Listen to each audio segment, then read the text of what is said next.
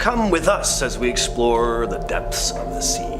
There's a lot of cool stuff going on in the ocean. It's one of my personal favorite topics. And I'm always looking to learn new things, even if there is some mystery behind them. Is there any ocean creature more intimidating and ferocious than the great white shark? The apex predator of the sea? Well, apparently yes. Back in 2003, scientists tagged this massive great white shark. They were studying temperature changes in the ocean. Well, several months passed, and the researchers found the shark's tag washed up on shore in Australia. They took a look at the tag's information, which revealed that about 4 months after they had tagged the shark, it had suddenly plunged 1,900 feet below. There was also a sudden spike in the shark's temperature, so it looked like something had attacked the shark and dragged it down before, putting it in its mouth. So the question was, what the hell had managed to attack and consume a 9-foot great white shark? Now, there are rare cases of cannibal great whites, and there are great white sharks that are much larger than 9 feet, so that was a possibility. Again, that's rare though. Great whites usually don't attack one another. Another possibility is that something else attacked the shark. Something else that we'd never want to run into. Next up, we've got eggs and active volcanoes. In July of 2022, marine researchers decided to explore an ancient deep sea volcano off Canada's Pacific coastline. And what they found was pretty cool. First of all, they discovered that the 3,600 foot tall volcano, 1,100 meters, was actually still active. And second of all, that it was covered in around 1 million eggs the size of American footballs. What kind of eggs? Skate eggs. And no, I'm not referring to a hockey player's breakfast, but rather a little known sea creature closely related to sharks and rays. The specific skates on the volcano are Pacific white skates, and they're super cool to look at. These creatures, along with many others living around the volcano, are able to survive and thrive because of the warm, nutrient-rich waters produced by the active volcano. The mystery here is how the hell this thing has stayed active for so long. How did we not know about it until now, and what else is out there? I bet James has some answers. 1968 was not a good year to be in a submarine. That year, 4 subs vanished, all within a relatively short time frame. The subs were the Israeli INS Dakar, the French Minerva, the Soviets K-129, and finally, America's USS Scorpion. Now, we don't know exactly what happened to these submarines, but this was the Cold War, so there's a good chance the fate of the US and Soviet subs had something to do with that. The Israeli sub ceased communication on January 25th of that year though, and the wreckage wasn't found until 1999. And just 2 days after the Israeli sub had originally gone missing, the Minerva vanished in the waters off Toulon in southern France. It was just an hour away from port, and this one wasn't found until 2019. Next up, we've got the mysterious methane leak of the deep blue sea. Doesn't sound ominous or damning at all. Not. In August of 2022, researchers discovered that a massive amount of methane was bubbling up from the bottom of the deepest point in the Baltic Sea. You know, where the Baltic Sea anomaly that may or may not be an alien spaceship lies. But I digress. The team in charge of monitoring the methane reported that it was, and I quote, basically bubbling everywhere, covering an area of roughly 7.7 square miles or 20 square kilometers, which is around 4,000 soccer fields. And it's all happening at a depth of about 1,300 feet or 400 meters. Whole lot of numbers going on here. Anyways, researchers believe that the methane is coming from a large amount of decaying organic matter lying on the seafloor. But there's a lot of methane, so at this point in time, they aren't 100% sure. And they also have absolutely no clue as to why it is rising so high up. So it looks like we've got a mystery on our hands. Back in 2015, the EV Nautilus, a San Pedro-based research vessel, discovered something pretty insane in the Gulf of Mexico, an incredibly deadly underwater lake 3,300 feet below the surface. It's this pit of high salinity water and dissolved methane, and anything that goes too close doesn't make it out alive. They just get pickled. The underwater lake formed millions of years ago when the area was much shallower and covered in salt beds left behind by evaporating water. Over time, these salt layers got buried under sediments, and the pressure caused cracks, allowing oil, gas, and super salty brine to seep out. This brine is so salty and dense that it doesn't mix well with the surrounding seawater. Instead, it forms its own underwater lakes, rivers, and even waterfalls. And around the edges of this brine pool, mussels really thrive actually. They cling to the mineral deposits, and these mussels have a special relationship with bacteria that live on their gills. The bacteria use gases like methane and hydrogen sulfide, which seep from the ocean floor to produce energy for the mussels. Now, while the mussels can live near the brine pool, the brine itself is extremely toxic to most sea life. It contains very little oxygen and high levels of harmful chemicals like hydrogen sulfide and methane. Any fish or sea creature that ventures into the brine is quickly killed and preserved by the super salty water, which is 4 times saltier than the surrounding ocean. It's really cool. You look at images of this place and there's all these like crabs that have been sitting there for like who knows how long. It's like a graveyard. Next up, we've got the world's loneliest fish, aka the deepest dwelling fish, which just so happens to look incredibly cool. The species, believed to be an unknown species of snailfish, was discovered in April of last year, 2023. Scientists were able to capture video of the fish feeding in the Izu Ugasawara Trench near Japan at a depth of 27,349 feet. It was a groundbreaking discovery for marine researchers who up until then had only ever seen fish at a depth of about 500 feet above where this species was found. So how the heck do these fish survive at a depth packing such immense pressure that it would cause you and I to crumple up like a shiny ball of tinfoil? Well, I'll tell you. Snailfish are incredibly adaptive, so adaptive in fact that they have replaced their scales with a gelatinous layer that helps to absorb the pressure. And their chemical makeup has adapted to protect their cells from the pressure as well, so they're pretty much set. But it begs the question of whether or not we find an even deeper fish with even more gelatinous bits next year. Here's hoping. Can't do a deep sea mystery video without mentioning at least one shipwreck, and this one is very intriguing because it seemed like there was some sort of bad energy attached to it. In the Gulf of Mexico, once again, there's a shipwreck that seems to bring nothing but bad luck to anyone who tries to explore it. ExxonMobil discovered this wreck while laying down a pipeline, and that was the last bit of good fortune they had near the site. When a team was put together to check out the wreck, everything started going wrong. Their exploration submarine malfunctioned just as it was about to dive. Problems ranged from video monitors failing every time they turned on the thrusters to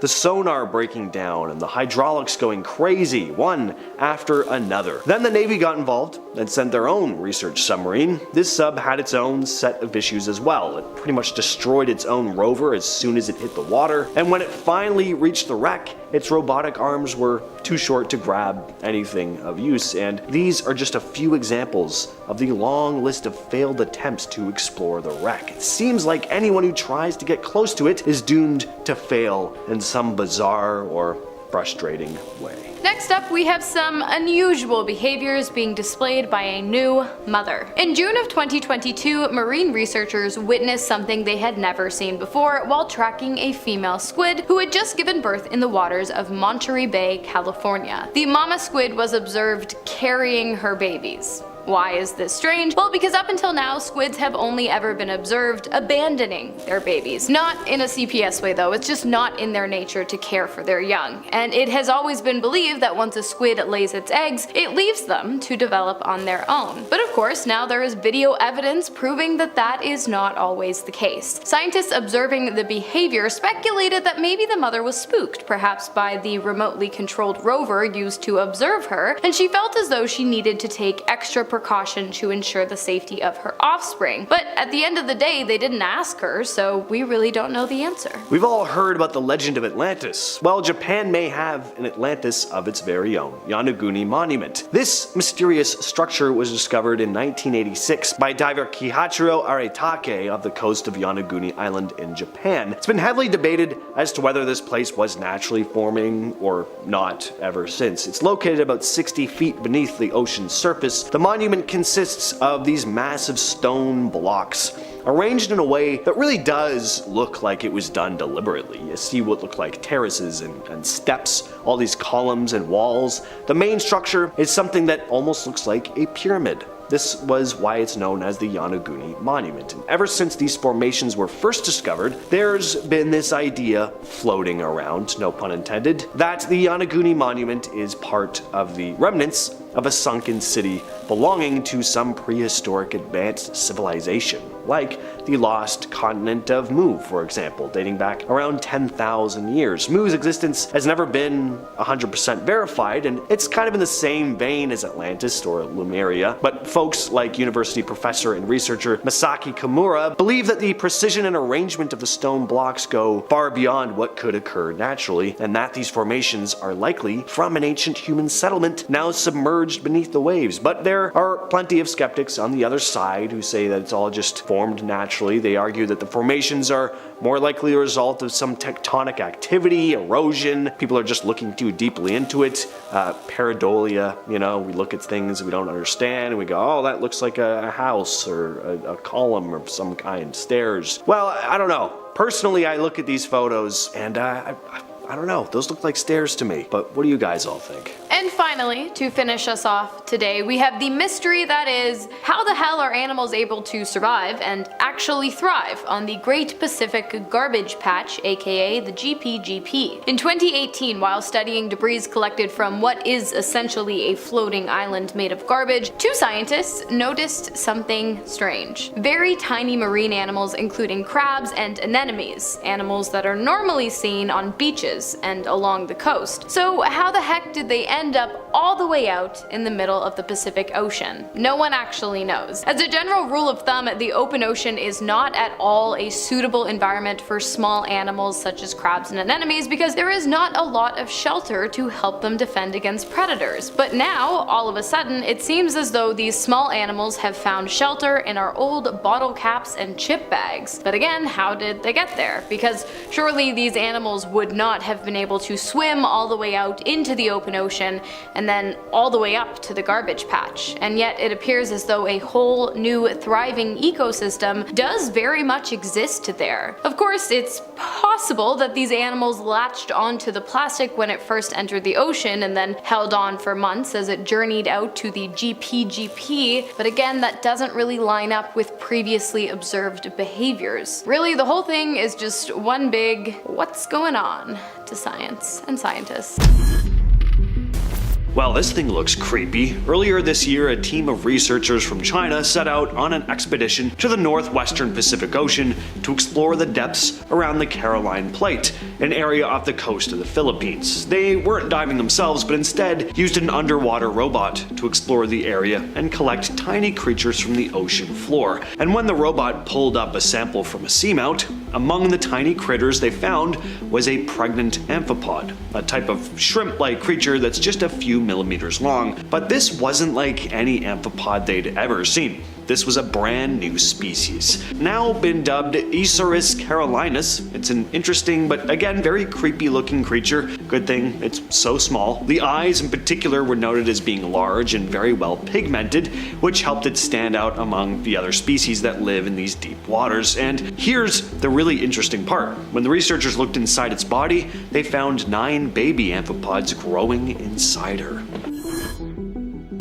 This footage here was captured in 2015, a never before seen species of squid. So a group of researchers from the Monterey Bay Aquarium Research Institute, Guillermo Helmholtz Center for Ocean Research Kiel, and the University of South Florida teamed up for an expedition in the Gulf of California off Mexico's west coast. Using a remotely operated vehicle, the team was able to dive as deep as 8,000 feet without ever leaving the surface and without disturbing the creature's environment. The team managed to capture a large squid on camera, but soon they noticed something strange about this one. The squid was carrying dozens of giant eggs, around 30 to 40 of them, each about half an inch across. Now, squids of the species they thought this mother was, called gonatids, usually carry eggs that are only about a fifth of an inch in diameter, so these were much bigger. They'd never seen eggs this large in any gonatid squid before, and there's no other squid known to carry eggs of this size. So the researchers figured there was a very good chance they'd discovered a brand new species altogether.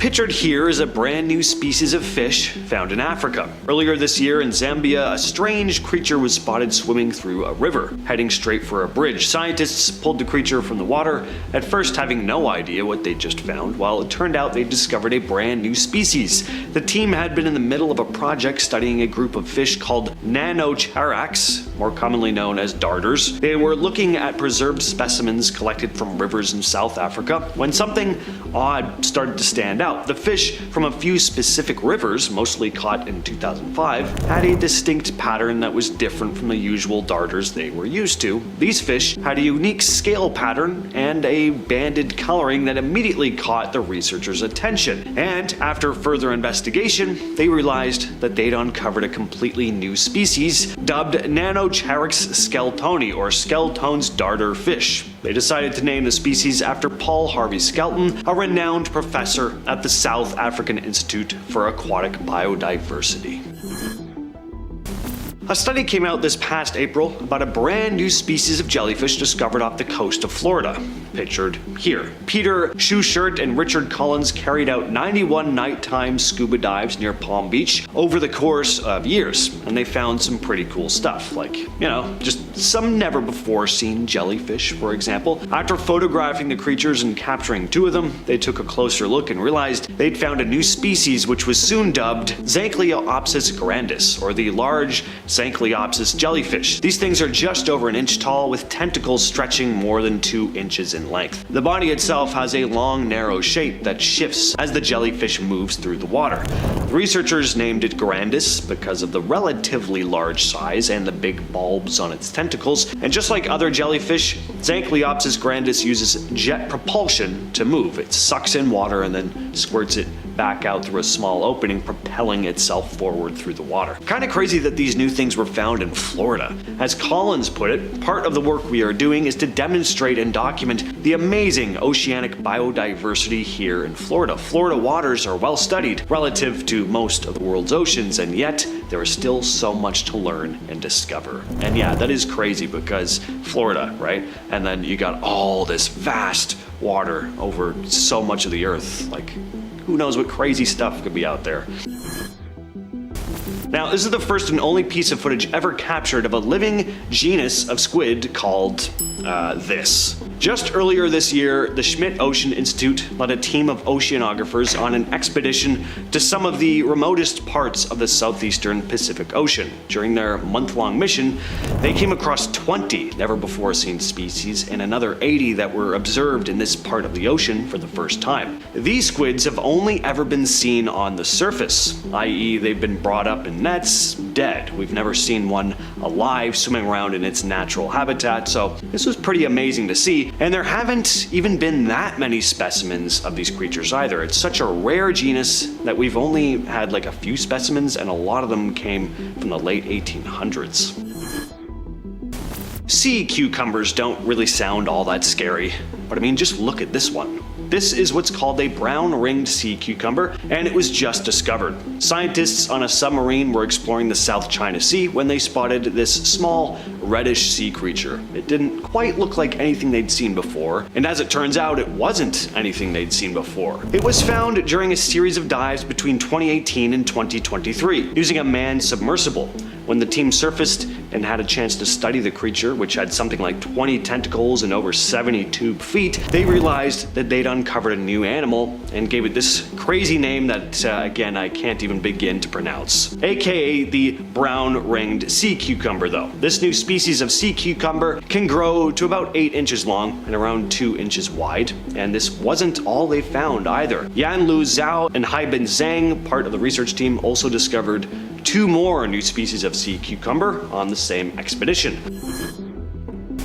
Next up, we have another story that came out this past April about a new creature discovered off the southern tip of China. Just what is this thing? An ancient wood carving? Well, no, it's actually the shell of a living animal. A research team from China was exploring a deep sea area called the Haima Cold Seep off the coast of Hainan Island when their underwater robot picked up something from the sea floor. It was a shell, and at first the researchers didn't really think much of it, but once they took a closer look, they were like, well, actually, what exactly is this thing? The shell belonged to a type of mollusk known for living in extreme environments, like cold seeps. These are special areas on the seafloor where chemicals like methane and hydrogen sulfide leak up from the Earth's crust, creating this chemically rich water that only very specific life forms can survive in. This weird shell was just over 4 inches long and had a quote robust and rectangular shape. The mollusk's foot, the part that sticks out from the shell when it wants to move around, was described as large with an oval sole. But it was really the shape of the shell that made this thing so unique. It's the fact that it's rectangular. Other species shells are usually curved inward on the ends. Just look at how gorgeous this snail is. On the coastlines of Japan, a tiny new species of sea creature has been found. Hiroshi Fukuda, a researcher and associate professor at Okayama University, first came across these rare snails over 30 years ago when he was still a student. They were actually relatively well known in Japan, but had never been formally documented until last year. Fukuda studied dozens of these snails and ended up naming them this. And luckily, it has a much easier to pronounce nickname, the strange dwarf snail. These snails are tiny, measuring less than 1/10 of an inch long, and Fukuda described these snails as bizarre. These things are small, but they move around quickly, crawling in step-like movements. Fukuda wrote in his paper that they're usually found crawling on muddy walls of earthworm and crab burrows, which might be why they were overlooked for such a long time. This strange-looking animal was discovered in an underwater cave. A team of researchers recently discovered a brand new species of hermit crab in a dark underwater cave in Japan, about 100 feet from the entrance. The 3-person team found this tiny critter in just about 3 feet of water. After carefully examining the male specimen, they realized they had come across a new species. This is its name, also called this. Not even the alternate name is easy to say. This new species is incredibly small though, measuring less than 1 centimeter long. Aw, that's cute. What really set it apart from other hermit crabs were its claws. They were described as strongly unequal and dissimilar. The right claw is moderately slender, the left claw is much smaller, only about half the size of the right one. And this last thing looks like it just hurts. There's like little spines and spikes on it. In March of 2021, researchers took a deep dive into the South China Sea using a manned submersible. During one of their dives, they came across a large crab sitting on some coral. They captured the creature and brought it back to study. Until then, this was a never-before documented species, which was later dubbed Gordonopsis mazupo. Finally, a scientific name that I can actually get my lips around. But they're also known as Mazu's porter crab. This new species is considered pretty big for a crab. Its body is about 1.2 inches long, with legs stretching more than 3.5 inches. When you include its legs, the crab measures over 8 inches across in total. Its claws are especially interesting, described as blade-like. The researchers named it Gordonopsis mazupo after Mazu, the Chinese goddess or grandmother of the sea. And so far, only one of these things has ever been found. Kicking off the list at number 10, lost treasure. All right, listen up, you buccaneers. There have been so many shipwrecks all throughout history that right now, at this moment, there's about $60 billion worth of sunken treasure just waiting. Just out there waiting for you to put on your goggles and explore. Deep sea exploration teams have found a few recently. That's exciting. Back in 2012, we discovered the Port Nicholson, which was a World War II British merchant ship that sunk with 70 tons of platinum ingots. So many ingots. Ingots, gots, ingots. All the ingots or gits. That's over $3 billion worth of treasure. Not too shabby. Shortly after that, shipwreck hunters found the remains of HMS Victory, ironic name, which sank back in 1744 with $1 billion worth of gold. It's not just finders keepers though, as lovely as that sounds, this is not national treasure. Treasure belongs to people, before and after the commute. When an American company recovered $500 million in gold and silver from a ship in Spain that went down back in 1804, they lost the rights to their treasure. They lost the rights to the treasure they found. That is so, can you imagine that? Guys were rich. Just kidding. The Senora de la Mercedes was a Spanish ship that sunk back in 1804. It was loaded with gold, silver, and spices, all the good stuff. It was found at the bottom of the Atlantic back in 2007, and these finders thought that they had 500 million. We're rich, and we can maybe pay off our student loans with this money. Who knows? They were rich until the Spanish government sued the exploration team in 2012, taking all that treasure right back. All of this treasure. Yeah, not theirs anymore. Number 9. magnificent alien. How don't I talk about this little guy? Here we go. While the rest of the world was in panic mode, a new sea sponge was discovered in 2020, named Advena magnifica, which translates to magnificent alien. Literally, this thing's a little alien by himself. This sponge literally gets its name because it looks like ET. And to be fair, yeah, it looks like ET. Little phone home looking. An ROV found this sample over 6,000 feet deep in the Pacific Ocean. They found it in what they called a forest of weird. That's just what you want to hear. Hey, how's the ocean? Oh, it's weird. Great, I'm not gonna ask anymore. Just alien sponges sticking their ET heads out hoping for some passing food. That's what the ocean is. Christiana Costello Branco, the researcher who found this deep sea squishy, explains the discovery in an NOAA interview saying, as all of these organisms are intricately connected, by documenting and describing marine biodiversity, we are building a better understanding of life and the impact of humans on Earth, and in this case, in the ocean. End quote. This little guy is the key to humanity's survival. I feel it. You can see it in his eyes, really, he's confident. Number 8, underneath Thwaites Glacier. We've seen some fascinating stuff here on Most Amazing Top 10, specifically underwater footage. We can't get enough of it. We love exploring the deep, as do you, hence why you're here. Hi, welcome back, thank you. Hit that thumbs up. This next one, I honestly couldn't believe. It's actual footage from the bottom of an Antarctic glacier. This glacier, though, is the size of Florida. So if it collapses, our sea levels could rise 10 feet. So yeah, let's drill a hole through the middle and see what's up. We'll send a camera down, no problem. In 2019, researchers did just that. They drilled 2,300 feet through the Thwaites Glacier, dropped a robot with a camera down it, and saw this. Now this is the first time we've ever seen the grounding zone of Thwaites Glacier. Lead scientist Brittany Schmidt says this project is a dream come true. Yeah, no doubt, this is beautiful. She describes it as her walking on the moon moment. There's only a meter of space between the bottom of the glacier and the rocky seafloor. Would you swim underneath it? Be honest. I would. No, I wouldn't. I would do this.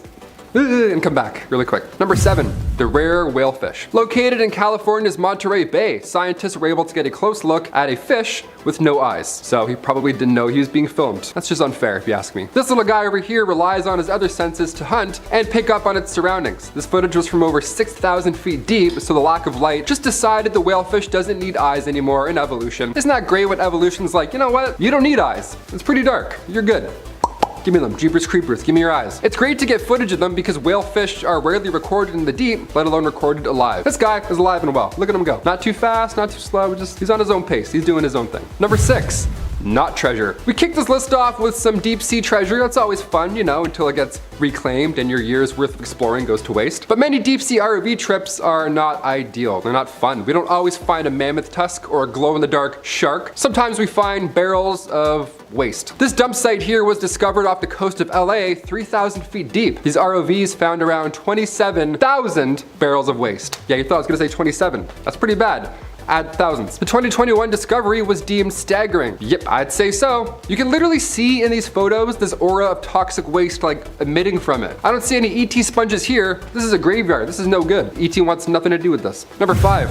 Hydromedusae. Sounds like a spell. Sounds like a Harry Potter spell. Another crazy deep sea alien fish. Here we go. Let's do it. Never swimming again after this list. During a robotic exploration of the Marianas Trench in 2016, which is a pretty good place to get some deep sea fishies, researchers found a new unidentified species of jellyfish. How fun is that? We mentioned the immortal jellyfish on here before. That's always a good time. The jellyfish that Benjamin Buttons it. He ages backwards. That's cool. This is another crazy one, just a lot deeper. At first, it had its tentacles spread out as if it was ready to, you know, catch some prey or some human or some ship. I don't know, it's ready for something. The tentacles act as a net, catch prey, which is interesting. A fish that fishes with a net. How lovely is that? Also super alien. He was found near the Enigma Seamount at a depth of 3,700 meters. Hydromedusae jellyfish has a translucent bell, which is the most intriguing part when you look at it. Oh, also its insides are glowing red and yellow. So yeah, did I mention alien possibly? Because maybe. Number 4, deep sea hermit crab. The deep sea hermit crab, do I have to talk about it?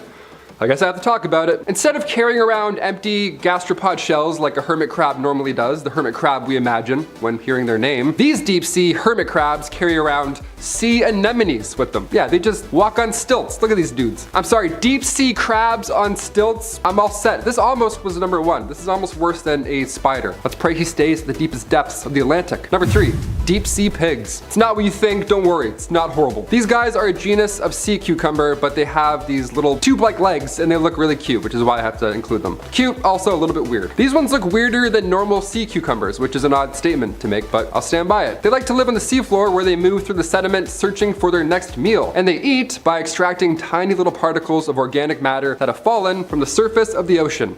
So they're just there, just waiting for scraps, just looking around. How sad is that? So hungry. Sea pigs measure around 4 to 6 inches long, so yeah, they're pretty cute. They're tiny guys. I'll admit it, they're cute. And they live at a depth of somewhere between 1,200 to 5,000 meters deep, so don't worry about any of these little piggies touching any of your little piggies when next time you take a dip, because they're quite deep. Small but mighty, their skin carries a natural poison, which would make them a horrible midnight snack, as squishy as they look. When brought up closer to the surface, they literally disintegrate, so don't try it if you see one. It's like the video of the raccoon where he tries to wash cotton candy, he puts it in and disappears, he's like... Number 2, the deepest plastic. We're almost done here, so we'll do a sad one for our second last spot here. Why not? Back in 2019, Victor Vescovo took a dive into the Challenger Deep, which is the deepest part of the Marianas Trench, and he found absolutely the scariest thing to ever see in the ocean. A plastic bag. Yeah, you don't want any of this in the ocean, for sure. Some guy brought some spaghetti home for the family, tossed the bag out, now it's all the way down here, and he has no idea. Awesome. I will say Victor broke the record for deepest dive, which of course is amazing for, science, research, and advancements and all that jazz, of course. But I feel like the more we discover and the deeper we go, the more we realize that we're inevitably doomed. And finally, number 1, the deep sea anglerfish. So scary. Here we go. Let's end off on a scary note. Even scarier than pollution. It's not. Close. The deep sea anglerfish is just a sample of how terrifying the ocean can really be. We have no idea. It's also the most fascinating fish I've ever seen in my life. Living at depths of over 6,000 feet, the anglerfish lives in complete darkness. It was first discovered back in 1833 when it washed ashore somehow in Greenland, and then it was studied in Denmark. It was first referred to as the football fish or the mangobbler. Mangobbler is honestly more of a, I could definitely see that. The sea devils have quite the smile, but they don't often get a chance to show it, being that deep and all and in the darkness. Finding prey that deep below the surface is quite the task. The ocean life is also quite sparse when it comes to meals of your choosing. Like I said, some of these guys have to just rely on just particles falling into their mouths. This is why it's often referred to as the fish that fishes. And it's all thanks to that little disco ball of death right here on the forehead. Female anglerfish have a glowing lure on the top of their head, and it's awesome, it's beautiful. This light is created due to bioluminescent bacteria. Thousands of fish have it, and the deep sea anglerfish uses it to hunt. It draws fish in right in front of its massive mouth, and then they see the light, and then moments later, bam, they see another light, the light of the fish gods. R.I.P. Rest in Pacific. Not bad. We're to start off the list with the discovery of World War II fighter planes. The North Sea has seen far too many battles to count, and a large amount of the remnants of these conflicts have sunk to the sea floor to be rediscovered decades later. During World War II, the North Sea played a major role as a battleground. There were tons of aerial conflicts between Allied and Axis forces. Many planes from both sides were lost during these battles, sinking into the depths of the sea, but underwater exploration technology has really advanced considerably over the years, with stuff like sonar technology and remotely operated vehicles, or ROVs, used to scan the sea floor. Underwater archaeologists have done a series of dives to find and document these lost planes. This is going to bring us to all the sunken submarines in the North Sea. Researchers have uncovered a series of sunken World War II era subs. The North Sea wasn't just at the center of aerial battle, but of course intense naval warfare too, with submarines playing a huge role on both sides. Many submarines were lost during the conflict, and as with the aircraft, many of these relics still sit at the bottom of the sea. Similar to the exploration of sunken planes, the discovery of submerged submarines involved cutting-edge underwater technology. Sonar scans, ROVs, and advanced mapping techniques were used to identify potential locations where these sunken submarines could be. It's fascinating looking at World War II artifacts, but there's an added darkness to discoveries like these because they remain exactly where they perished in battle, almost frozen in time. It's pretty haunting. And sticking with the wartime theme, we also have all sorts of unexploded ordnance still being found in the North Sea to this day. Happening across a sunken plane or a ship would be eerie, definitely. Anything old like that with a dark story behind it sitting at the bottom of the sea has a kind of grim air about it, but unexploded weaponry? Obviously super dangerous. There are still unexploded naval mines lurking beneath the sea, and between 1945 and 2008, at least 115 people have lost their lives because of these leftover explosives. In 1960, the Marmara, a cargo ship, triggered a mine, being the last known case of a vessel being sunk by a mine in the North Sea. Even today, decades later, these mines are still being discovered,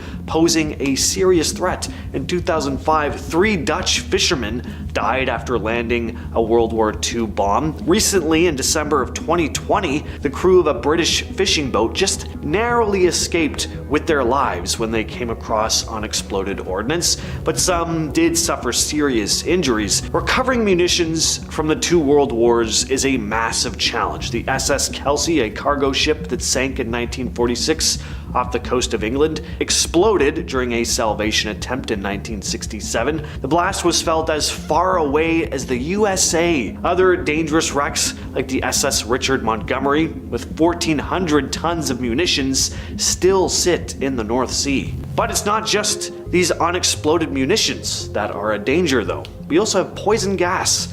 Yeah, this is another concern. Near Nolke, off the Belgian coast, leaks of mustard gas from World War I munitions dumped after the war have been detected in recent years. The gas was leaking from munitions dumps containing 35,000 tons of unexploded bombs, shells, and grenades.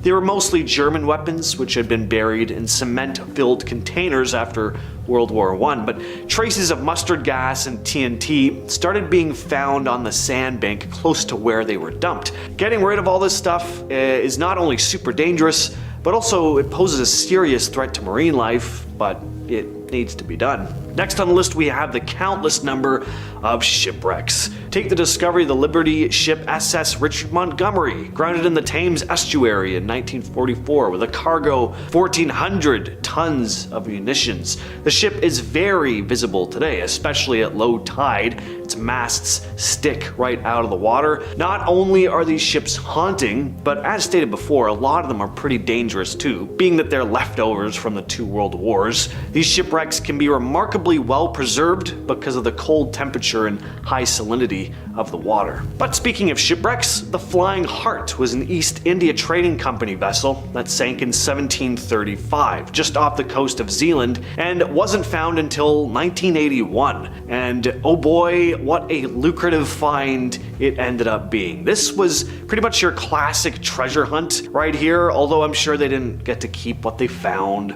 Anyway, I'll explain. Back in the 18th century, the Flying Heart was sailing with a load of riches. It had just left the Remicades, heading for the East Indies, when everything went wrong. A powerful northeast gale, a treacherous spring tide, and a mistake by the pilot all played into it, but the ship ended up on a sandbank just behind its sister ship, the Anna Katharina. The storm was relentless, causing the Anna Katharina to break apart. Meanwhile, the Flying Heart fired its cannons to signal for trouble, but it slipped off the sandbank and ended up sinking into the water. Everyone on board lost their lives. The ship had been carrying gold and silver, and in 1981, divers came across the wreck. They couldn't believe their luck when they saw the piles of treasure lying on the ocean floor, just chests full of Mexican silver and Dutch gold coins. This one is less of a dark discovery and more of an awesome one, but if they had to give back all that gold,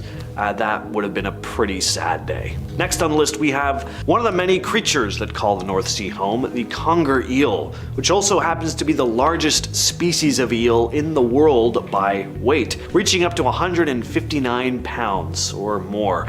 But they get pretty large too, reaching lengths of up to 9 feet. There's some pretty cool videos of these things taken by divers, like this one here, where a diver starts feeding one fish. Just look at how it sucks the fish into its mouth like a vacuum. Or this video here of one swimming through the shallow waters of a beach. It looks like a sea serpent. One of the most striking features of the conger eel is its set of sharp, backward curving teeth. These teeth, combined with its strong, muscular, serpentine body, make it a very formidable predator. They prey on fish, crustaceans, and even smaller eels. They're also nocturnal creatures, venturing out under the cover of darkness to hunt, and during the day they often find shelter in crevices and rocky formations on the seafloor. Ever wished that a place like Atlantis really did exist? Well, this place is kinda close. Next up, we're talking about Doggerland. Doggerland is a submerged landscape beneath the North Sea, once connecting what is now Great Britain to mainland Europe. So thousands of years ago, during the last ice age, when global sea levels were considerably lower, this vast stretch of land provided a land bridge for early humans and animals to traverse between the British Isles and the European continent. As the glaciers began to recede around 10,000 years ago, the rising sea levels caused Dodger Land to gradually disappear beneath the water. The area would have been full of rivers and lakes and marshes and plains, teeming with diverse flora and fauna, but this submerged landscape remained hidden for centuries until advances in technology, like we talked about before, then allowed scientists to uncover the remnants of this ancient landmass. Researchers have found evidence of ancient forests, like preserved tree stumps and plant material, and the remains of extinct animals like mammoths and aurochs who would have roamed the area. Next up is the Atlantic wolffish. Just look at this thing. A lot of fish can be pretty ugly, but this thing looks downright mean. It doesn't help that they can reach up to 5 feet in length and have canine-like fangs sticking out of their mouths. Really adds to their overall grumpy looking expression permanently plastered on their faces. Their teeth are made for crushing the shells of crustaceans, mollusks, and other hard-shelled prey. Their bodies are usually brown or grayish blue, helping them blend in with the rocky seafloor where they often reside. One interesting thing about these fish is how they reproduce. Instead of laying eggs like most fish do, the females actually retain their eggs and the young develop inside them until they're ready to hatch. Once the eggs do hatch, the female gives birth to live, fully formed, horrific looking fish. Finally though, we have the North Sea anomaly. The Baltic Sea anomaly is a very mysterious object located at the bottom of the Baltic Sea, discovered in 2011 by a Swedish treasure hunting team known as Ocean X. But what exactly is this thing? A lot of the scientific community has chalked it up to being naturally formed, but there are plenty of conspiracy theories surrounding it. It kind of resembles a disc or a circular object with an unusual kind of structure. It looks like it could have been constructed artificially, either by humans as part of some military project or unknown ancient civilization, or of course some say extraterrestrials. The Ocean X team initially described the Baltic Sea anomaly as a round object with strange features. There are also rumors that they claimed to experience electrical interference when their equipment approached it. But again, those are only rumors. A lot of scientists and researchers say this could be just a glacial or geological formation. So yeah, I guess not quite in the North Sea, Baltic Sea, but close enough. And it's an interesting find. And we're starting off the list with the Challenger Deep. Imagine taking a journey to the deepest point on Earth. It would be exciting for sure, but undeniably terrifying at the same time. The Challenger Deep is the deepest known point of the seabed of Earth. This extreme abyss lies at the southern end of the Mariana Trench in the western Pacific Ocean. James Cameron didn't just stick to directing blockbusters. He's a deep sea enthusiast as well. In 2012, he climbed into a specially designed submersible called the Deep Sea Challenger and descended about 36,000 feet, reaching the Challenger Deep, which is deeper than Mount Everest is tall. There's a handful of others who've dared to explore this mysterious abyss. Victor Vescovo, a Texan adventurer and businessman, went deeper in 2019. His submersible, the Limiting Factor, touched the ocean floor at a whopping 36,070 feet, breaking records. So right, it's deep, but what's down there? All sorts of weird and wonderful creatures, and some of them have never been seen anywhere else on Earth. Deep sea divers have also discovered microorganisms that thrive in the extreme conditions of the deep where sunlight can't penetrate. They survive in total darkness and under intense pressure. Organisms like this are pretty cool to discover too, because it makes us really question what the true limits of life are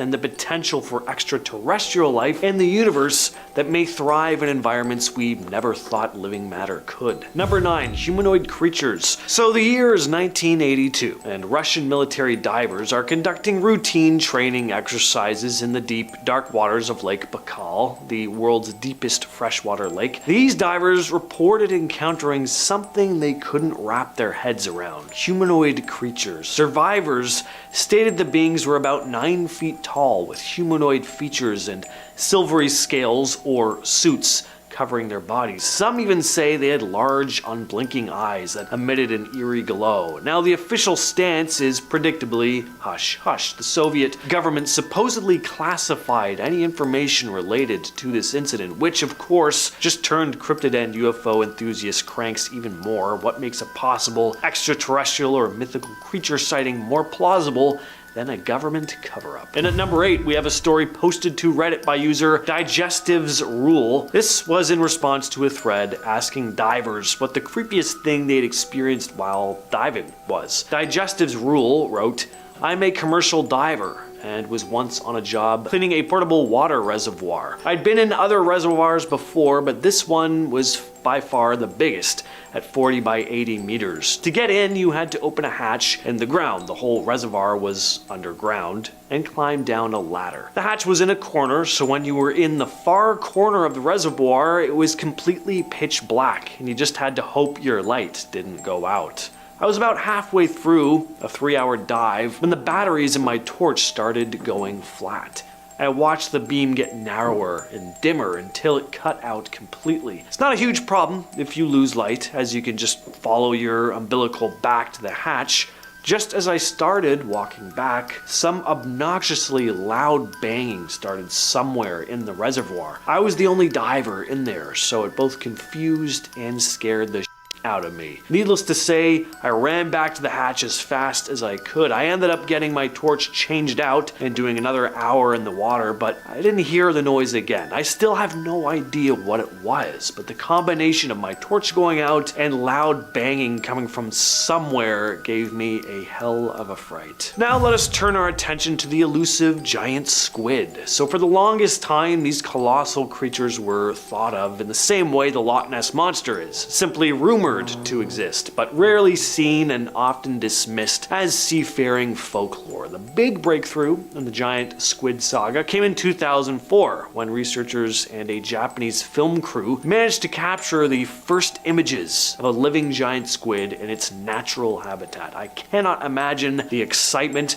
They basically stumbled on a real-life sea monster. The series of images were a game changer, proving that these creatures weren't just the stuff of sailors' tall tales. Then in 2012, another significant moment occurred when scientists managed to capture giant squid footage for the first time in its natural habitat. This time, submersibles were used to spot the creature. So what makes giant squids so fascinating, other than how elusive they are? Well, they're colossal. Some individuals can reach lengths of up to 43 feet with eyes the size of basketballs. Speaking of giant stuff, let's talk a bit about giant isopods. The giant isopod is a crustacean that inhabits the Mariana Trench and other deep sea environments. They kind of look like an oversized pill bug. These things can reach lengths of over 16 inches. Thank God these things were designated for deep sea environments. I've always thought potato bugs are actually kind of cute, but they would not be cute if they were 16 inches long. Don't have the time for that kind of thing scuttling around my apartment. Giant isopods are scavengers feeding on the remains of dead animals that sink to the trench floor. Their slow metabolism allows them to survive on limited food resources in the deep sea environment. Next up on the list, we have underwater pyramids in Cuba. There is a lot of controversy surrounding the so-called underwater pyramids off the coast of Cuba, discovered by oceanographer Pauline Zalitsky and her husband Paul Weinswig in 2000. These structures lie at a depth of around 2,000 feet. So when images of this underwater site were first released, people looked at them and were like, that looks like some kind of underwater pyramid or something. Are these structures that maybe are part of some ancient lost civilization? The mysterious alignment of the structures has also led some to propose extraterrestrial involvement. The idea that maybe these pyramids could be part of an ancient alien civilization's underwater base.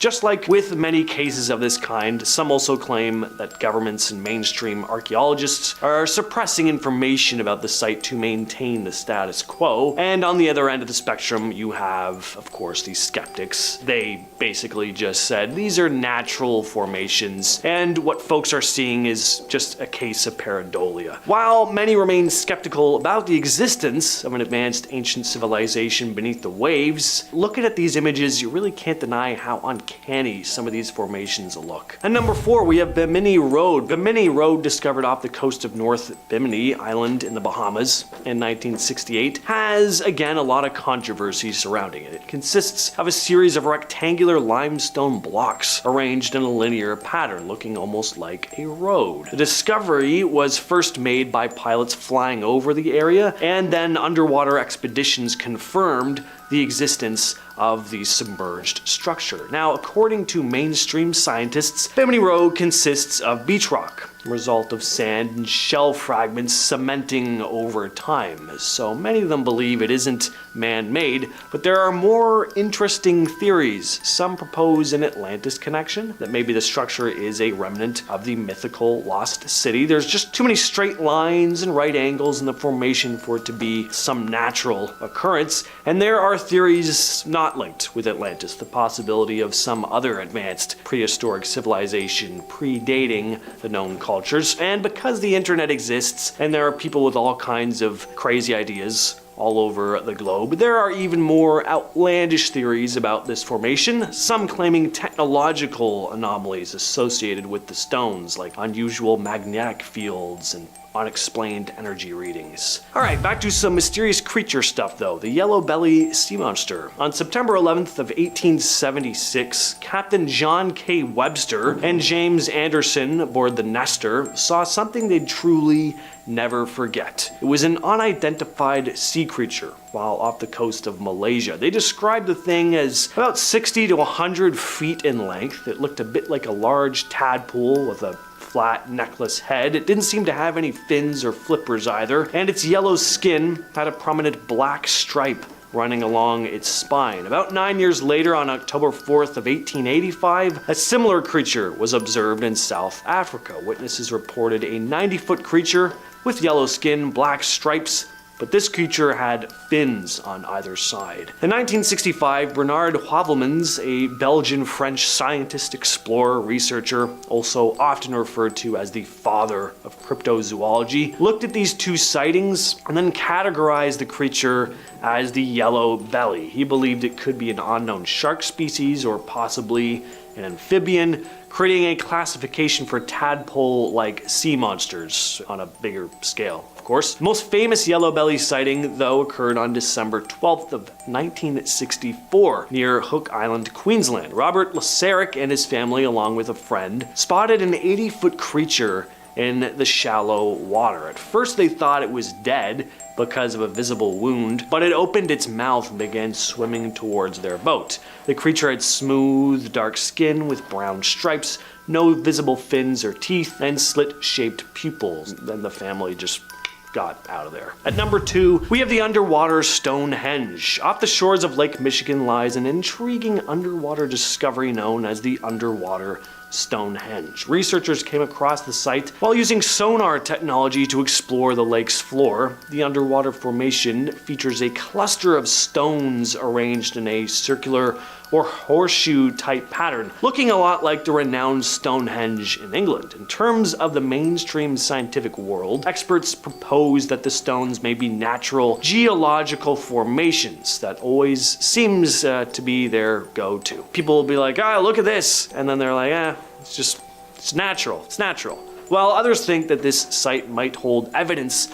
of an ancient civilization predating recorded history. The stones seem to be placed in this very precise alignment, and of course, Atlantis always comes into the conversation. Finally, though, we have another story posted to Reddit, this one by user Tamu. Actually, we have 2 short stories here. They go as follows. This isn't my story, but my dad's. So when he was in grad school, he did some field studies classes, some of which involved diving in Monterey Bay. One day he was diving, counting something off the Santa Cruz Pier, and he finds a shopping cart with bricks and cinder blocks and a chain attached to the handle. He naturally followed the chain and found a bare foot wrapped in the chain. He assumes something probably ate the rest of the body, and apparently his friends had seen similar things too. Also not mine, but my dad's friend. He says he was on a shelf counting mussels when he felt something tap his tank. He looked around, didn't see anything. He figured it was a seal because they like to play. When he was nudged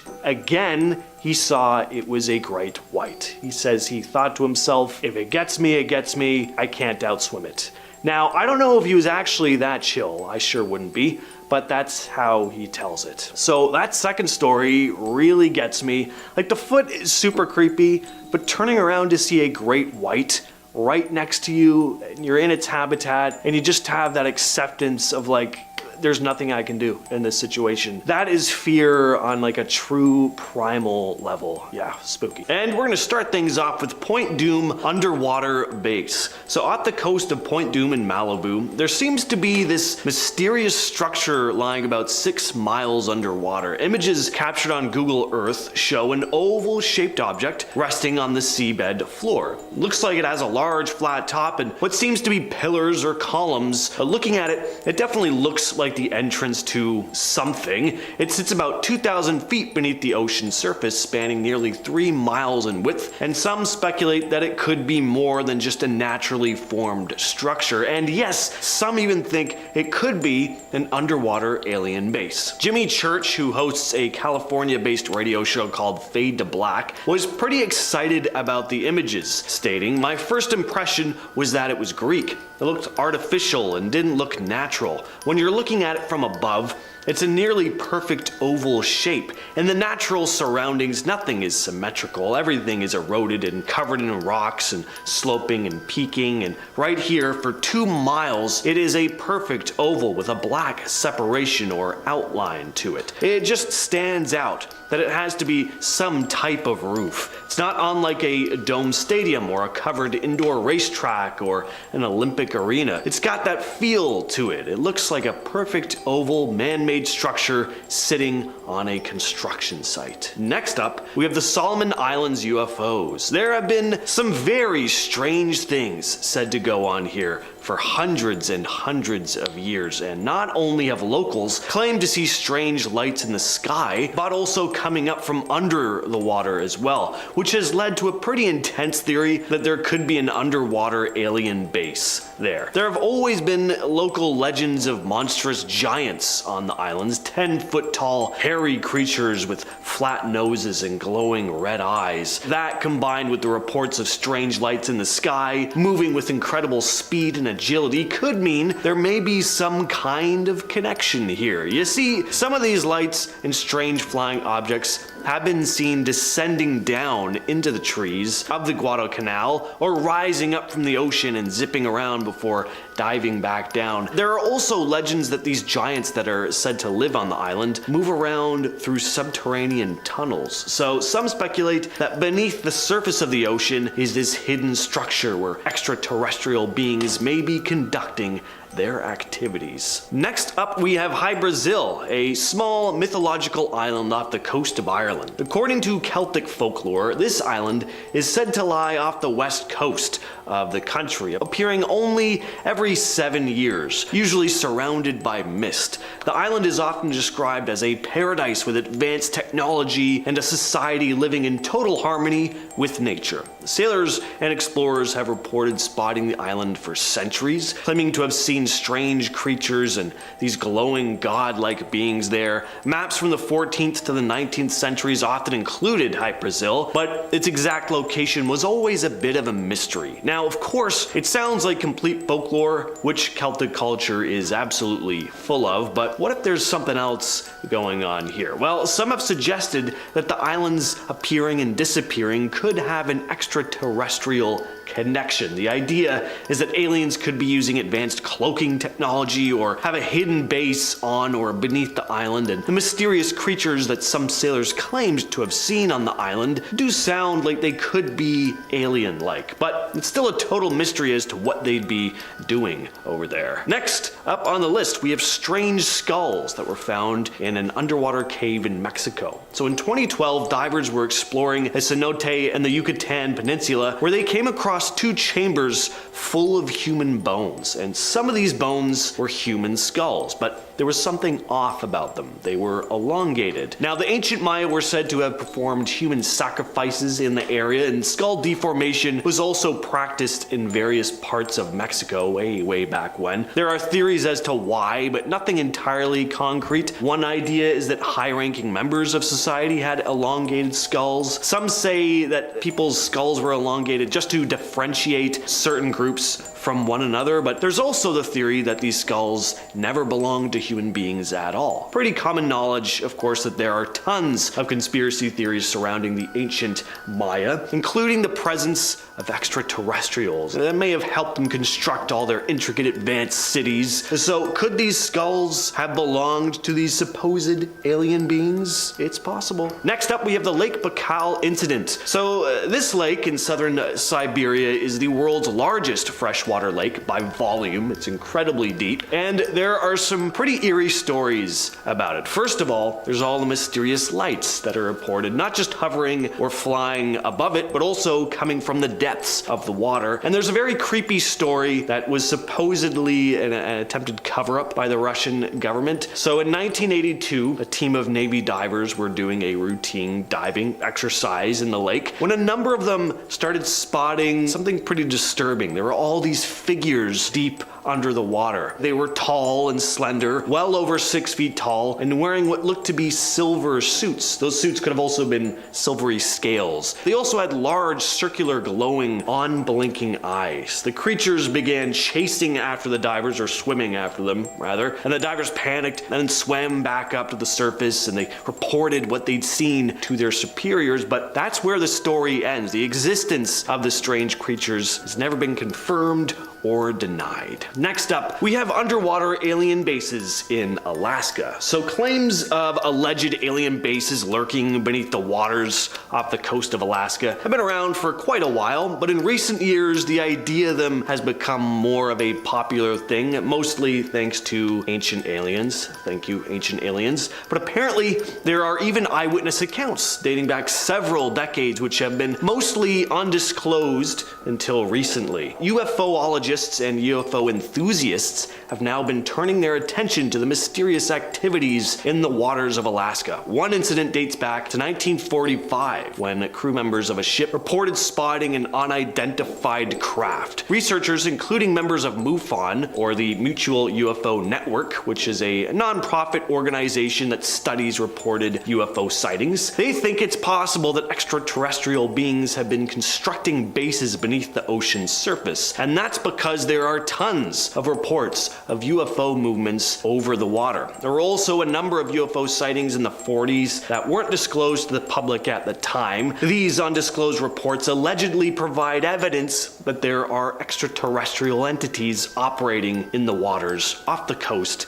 of Alaska. This next story comes to us from Reddit, and although what this person saw wasn't technically under the water, it was floating just above it, and it's a pretty fascinating account. The story comes to us from user Keslow, who writes, I used to live in Charleston, South Carolina back around 2006, and I had a job that had me leaving home at about 4 a.m. I lived in a bad part of town near the International Airport Joint Base, so when I left, I did a scan of the area before getting into my car. One morning, I stepped out of my home to do my scan and noticed that there were thin, wispy clouds flowing in off the ocean. Basically, it was a thin fog, about 1,000 to 1,500 feet up, moving like a river. I also noticed at this point that there were two effing moons. One is obscured by the thin clouds, our real moon, and the other is most definitely under the clouds. It was a sphere of glowing white light. It made no sound and did not move. After about 2 minutes, it bolted eastward towards the ocean. The glowing light faded quickly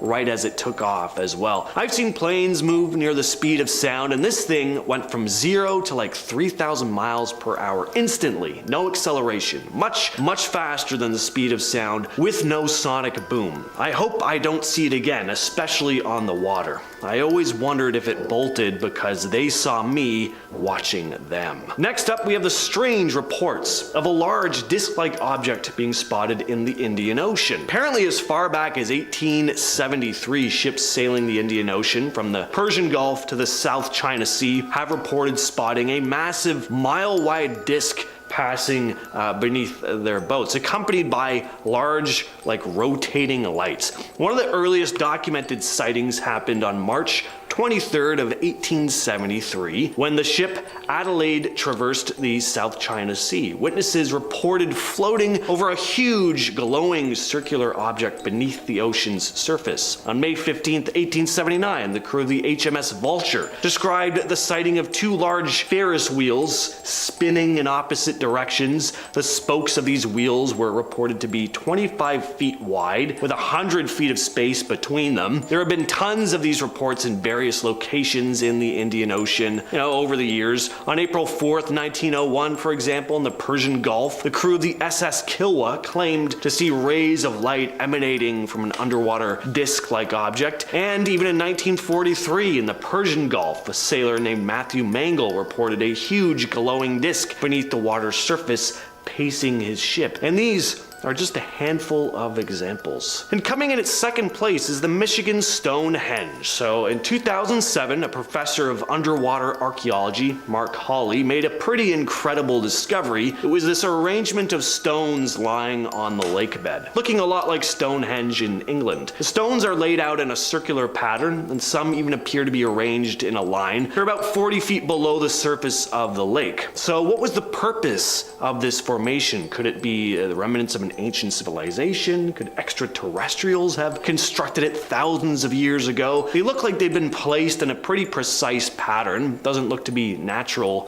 forming to me. And of course, there's also a rock with a mastodon carved into it. Hard to believe something like that would be created naturally. What's also really fascinating is that these stones are believed to be about 9,000 years old, predating Stonehenge by about 4,000 years. And finally, it's only natural that we finish things off with what has to be the most famous strange object discovered deep beneath the sea, the Baltic Sea anomaly. So back in the summer of 2011, a team of Swedish treasure hunters didn't come across any treasure in terms of monetary gain anyway, but they did find something pretty cool, a sonar image that seems to show a strange UFO-like object on the sea floor. Peter Lindbergh, the leader of the treasure hunting team, would be so awesome just to be able to say you're the leader of a treasure hunting team. I could say that and I'd just be digging through my backyard finding nothing. But this guy actually goes out on boats and submarines and does it. How did he get that job? Anyway, he's the leader of Ocean X and was pretty astonished by what he had found, saying the object definitely didn't look like a natural formation. And even though a number of researchers have come out and said it probably is a natural formation, I still get excited looking at this thing. I don't know, I'm just not entirely convinced. I'm on the fence about this one, but what do you guys think? Alien craft, ancient artifact, just some mundane natural formation? Let us know down in them comments. Coming in at number 10 is underwater arrowheads. In 2005, hundreds of arrowheads and tools, some 8,000 years old, were discovered along the Mercy River near Kudjimikujuk National Park in the southwest region of Nova Scotia. Workers from Nova Scotia Power were doing repairs to generating stations on the river. As the water levels dropped in some areas, the riverbed was exposed for the first time since the dams were built 70 years ago. Due to this, hundreds of artifacts appeared in the mud. The quantity of the material, the quality of the material, the age range represented by the material,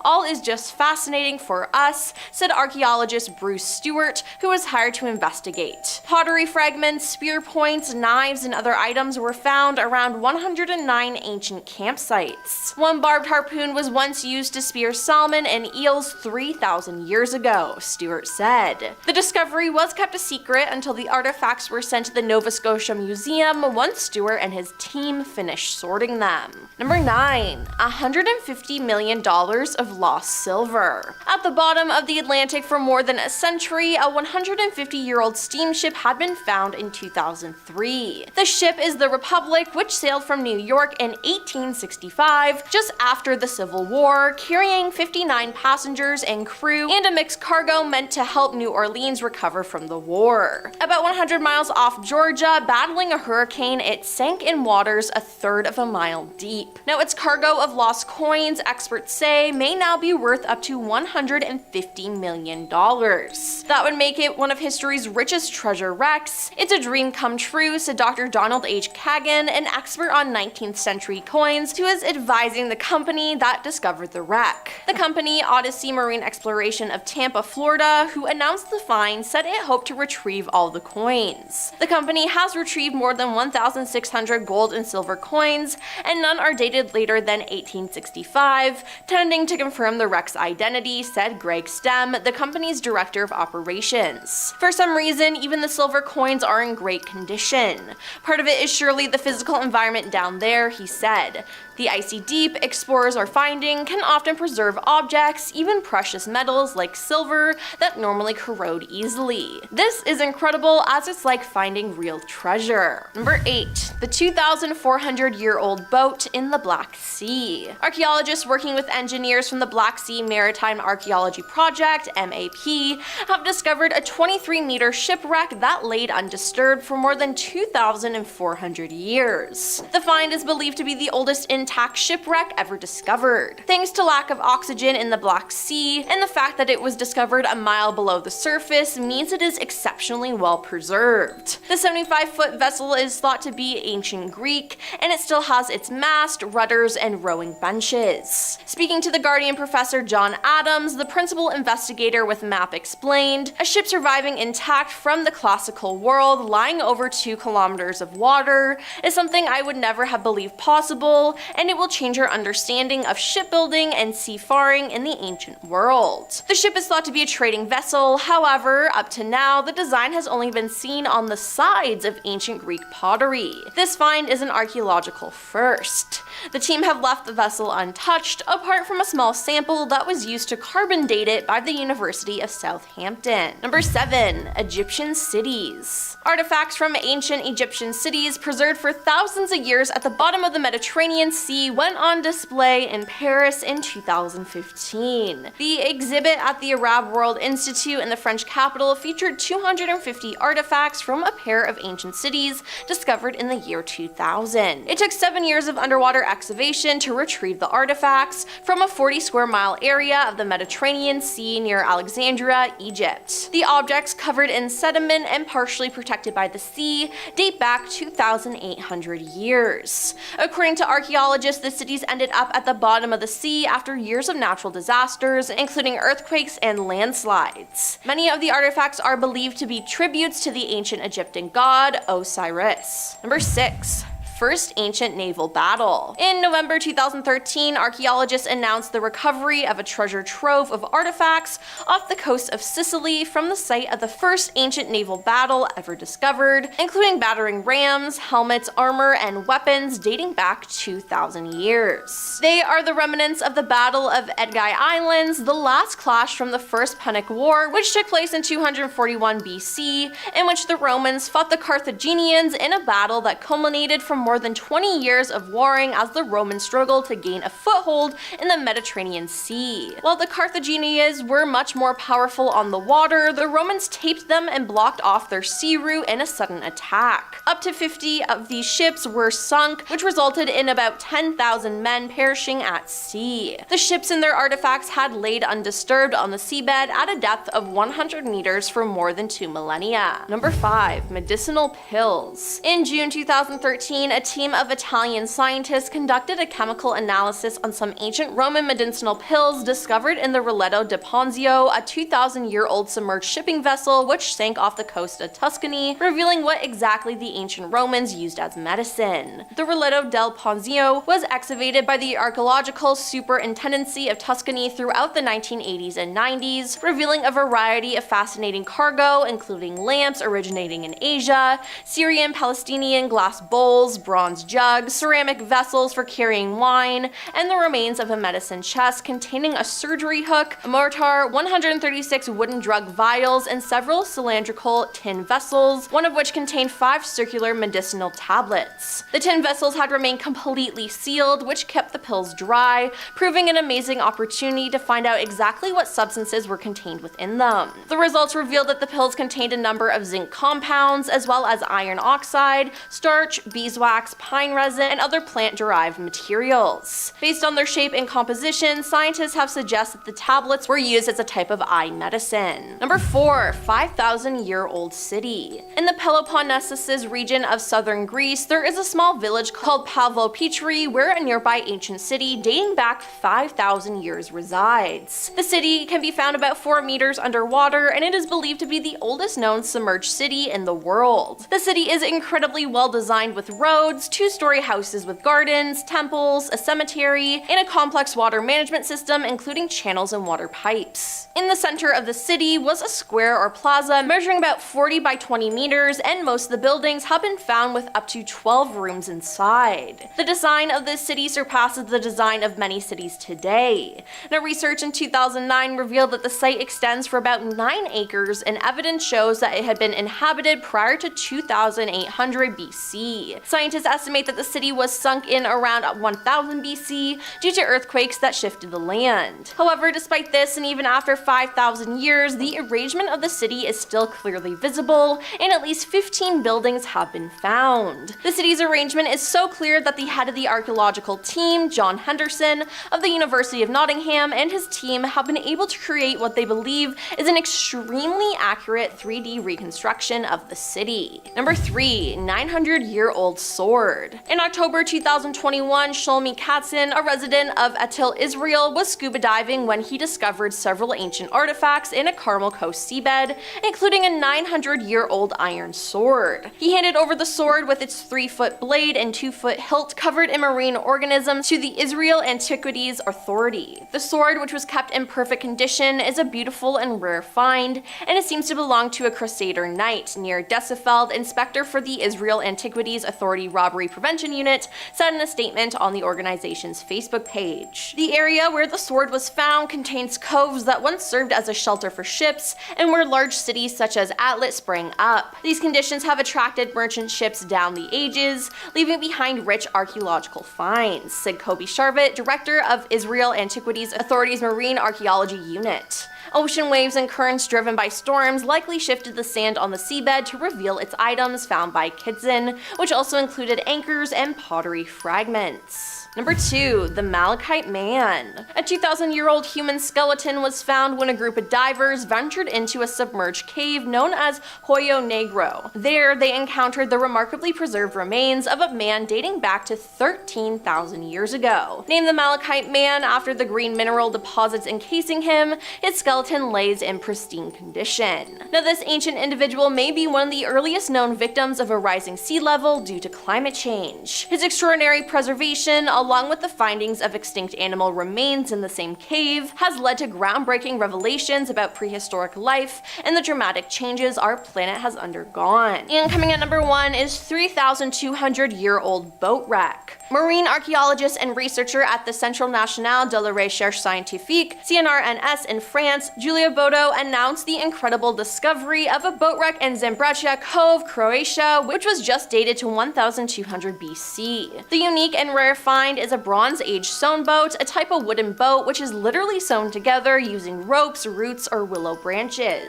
The boat measured 7 meters in length and 2.5 meters in width. The remains of the boat found are incredibly well preserved for its age, with stitching still visible in some areas and the frame largely undamaged. The different types of wood to construct it have been identified as elm, alder, and fir, and tree ring dating is currently underway, which will provide the date the tree was cut to the nearest year. The group have said they hope to finalize a 3D model of the boat and eventually a complete reconstruction. To start us off, this peculiar attraction is a little counterintuitive. I don't know about you, but I usually try to keep my mail dry and far away from water as possible. Well, this resort, located off of Vanuatu's Hideaway Island Resort and Marine Sanctuary, had a different idea. Why not create the world's first and only underwater post office. Approximately 3 meters down and just off of the coast lies an incredible and kitschy once-in-a-lifetime experience. Visitors are encouraged to don snorkeling gear and dive on down to the underwater post. They'll be met by post employee and can send off a specialty waterproof postcard while visiting the resort. Oh, and don't worry, there's a photo up there so you can prove it happened.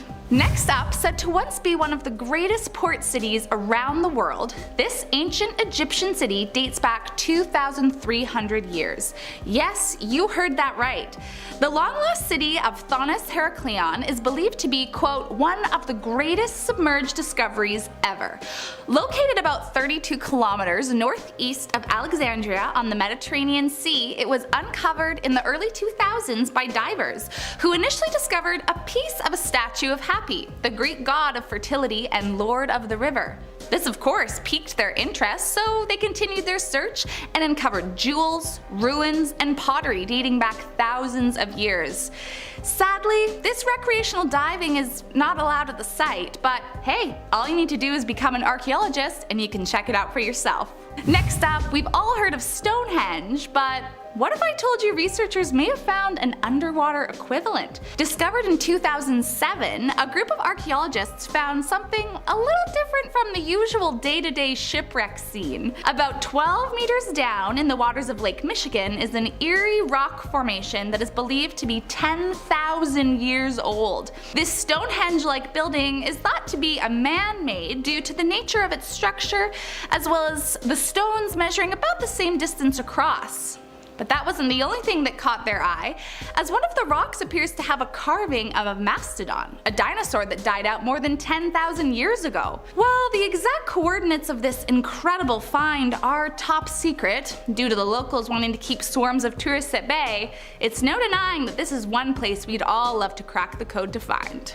This next location is found in the gorgeous waters of the Mexican Caribbean. Have you ever thought your museum tour was missing something? Less oxygen? What about a snorkeling gear? Well, I'm here to tell you that your dreams have finally come true. Home to more than 500 permanent sculptures, this underwater museum of art, or MUSA, is once in a lifetime visit. Visitors are able to explore the attraction by diving, snorkeling, or if swimming isn't your thing, you can even view it by glass-bottom boats. This non-profit organization aims to reduce visitations to natural corals and raise awareness for environmental conservation. I don't know about you, but I'll be sure to add this to my next trip to Cancun. This attraction is located in Thingvellir National Park in Iceland. It's an amazing underwater location like no other.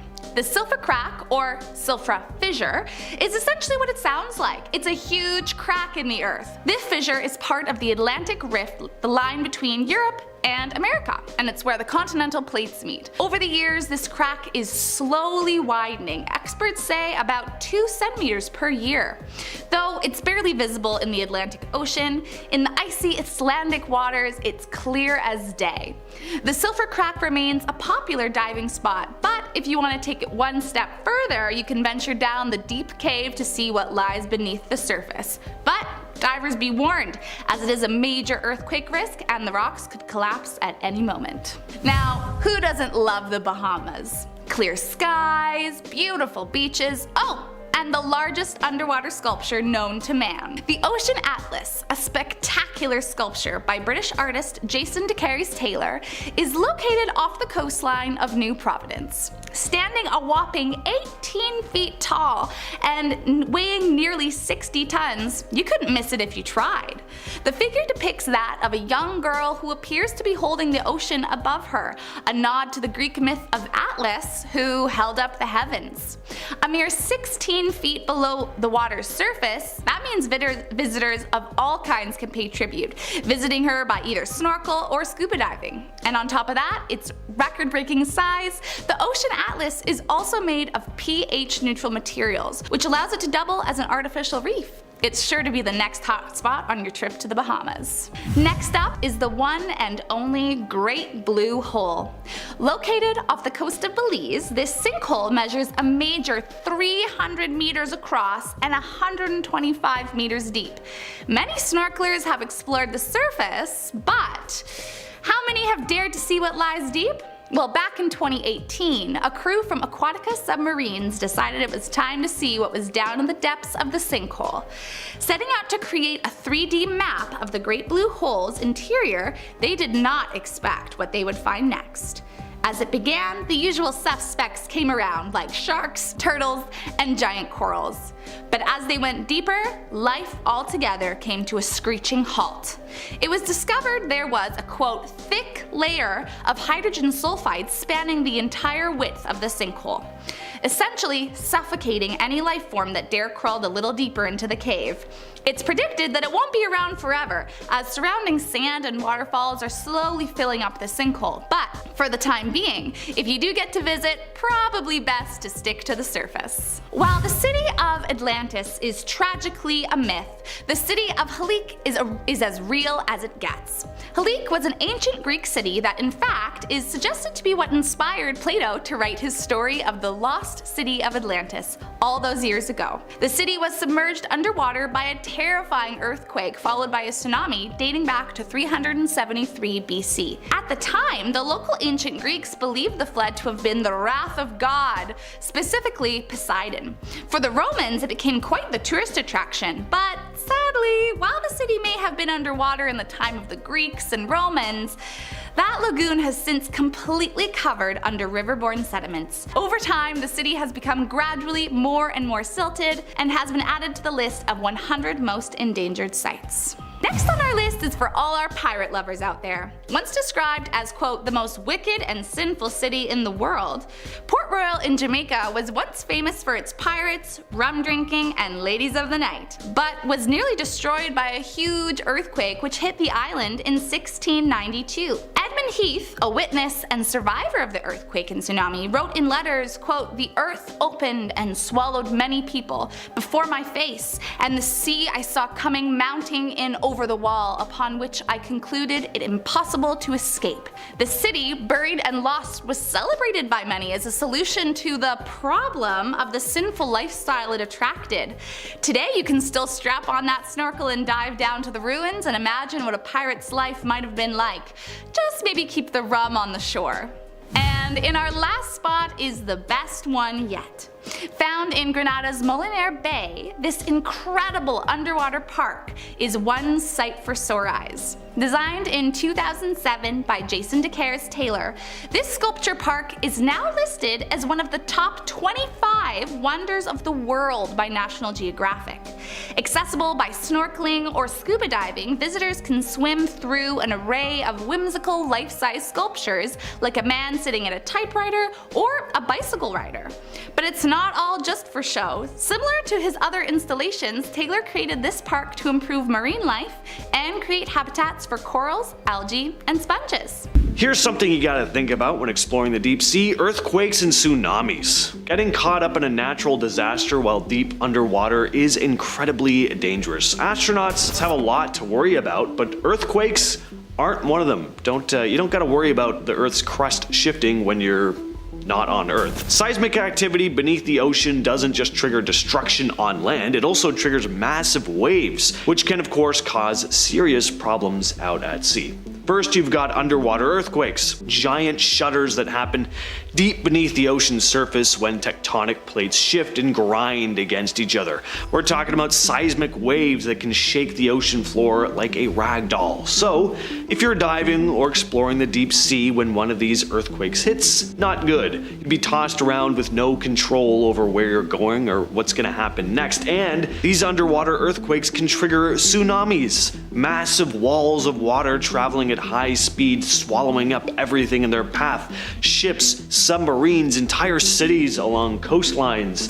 Tsunamis are a nightmare scenario for researchers out at sea. Imagine a tsunami barreling towards you from miles away, and by the time you realize what's happening, it's too late. You're caught in this storm of swirling water and debris with no way out, and even if you manage to escape the immediate danger, the aftermath of an underwater earthquake can be just as deadly. The seabed can shift and change in an instant, creating underwater landslides and whirlpools. Now let's talk more about landslides though. These can also be brought on by methane hydrate deposits. Methane hydrate deposits are basically chunks of ice that trap methane gas inside of them.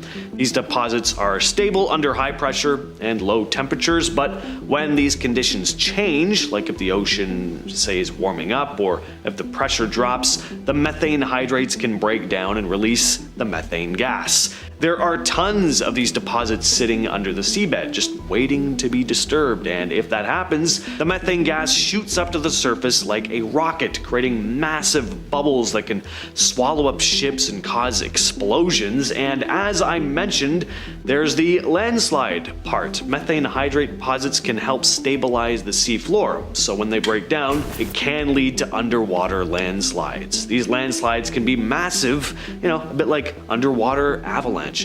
Another one of the many dangers of the sea, rogue waves, aka freak waves, killer waves, or monster waves, and they live up to their name. These are massive waves that can appear without warning, so pretty big threats to ships. You could be cruising along and enjoying the salty breeze when out of nowhere a massive wall of water, taller than a 10-story building, comes crashing down on you. They can appear seemingly out of nowhere in the middle of calm seas, and I wasn't exaggerating before. They can be huge. We're talking over 100 feet tall sometimes, which is insane. That's like a skyscraper just suddenly rising up from the ocean. What makes them so scary though is that unpredictability. They don't follow the usual patterns of waves, so sailors can't really prepare for them, at least not entirely. In one moment, you could be sailing smooth, and the next, you're facing towering walls of water that could easily capsize even large ships. And scientists still don't fully understand what causes rogue waves. One of the most dangerous sections of Earth's waters is the Sargasso Sea. The Sargasso Sea is like this floating jungle in the middle of the Atlantic Ocean, but instead of trees, it's made of a unique type of seaweed called sargassum. This seaweed forms thick mats that can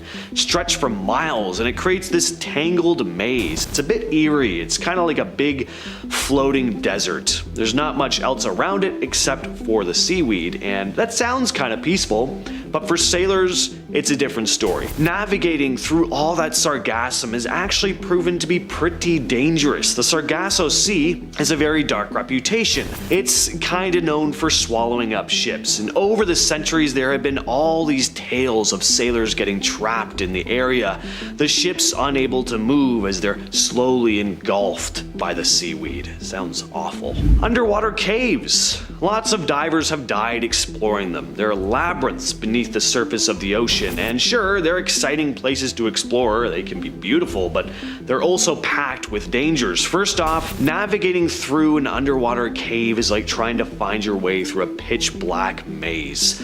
There are tunnels and chambers crisscrossing in all directions, and if you're not careful, it's easy to get lost. Imagine swimming deeper and deeper into the darkness with no idea which way is up or down. Then you have the risk of getting trapped. Some caves have narrow passages that can squeeze you in, and if you're not careful, you could find yourself wedged with no way out. Another danger of the deep sea are blue holes. These are basically underwater sinkholes, and they can be deceivingly beautiful because they're also incredibly dangerous. Giant gaping chasms in the ocean floor plunging down into the depths. You can see them from the sky. They're often darker blue in color, contrasting with the surrounding water, and they're dark because of how deep they are, for one, and sunlight can't reach the bottom. These holes vary in size and depth. Some extend several hundred feet below the ocean surface. The scariest thing about blue holes is that a lot of them are uncharted territory.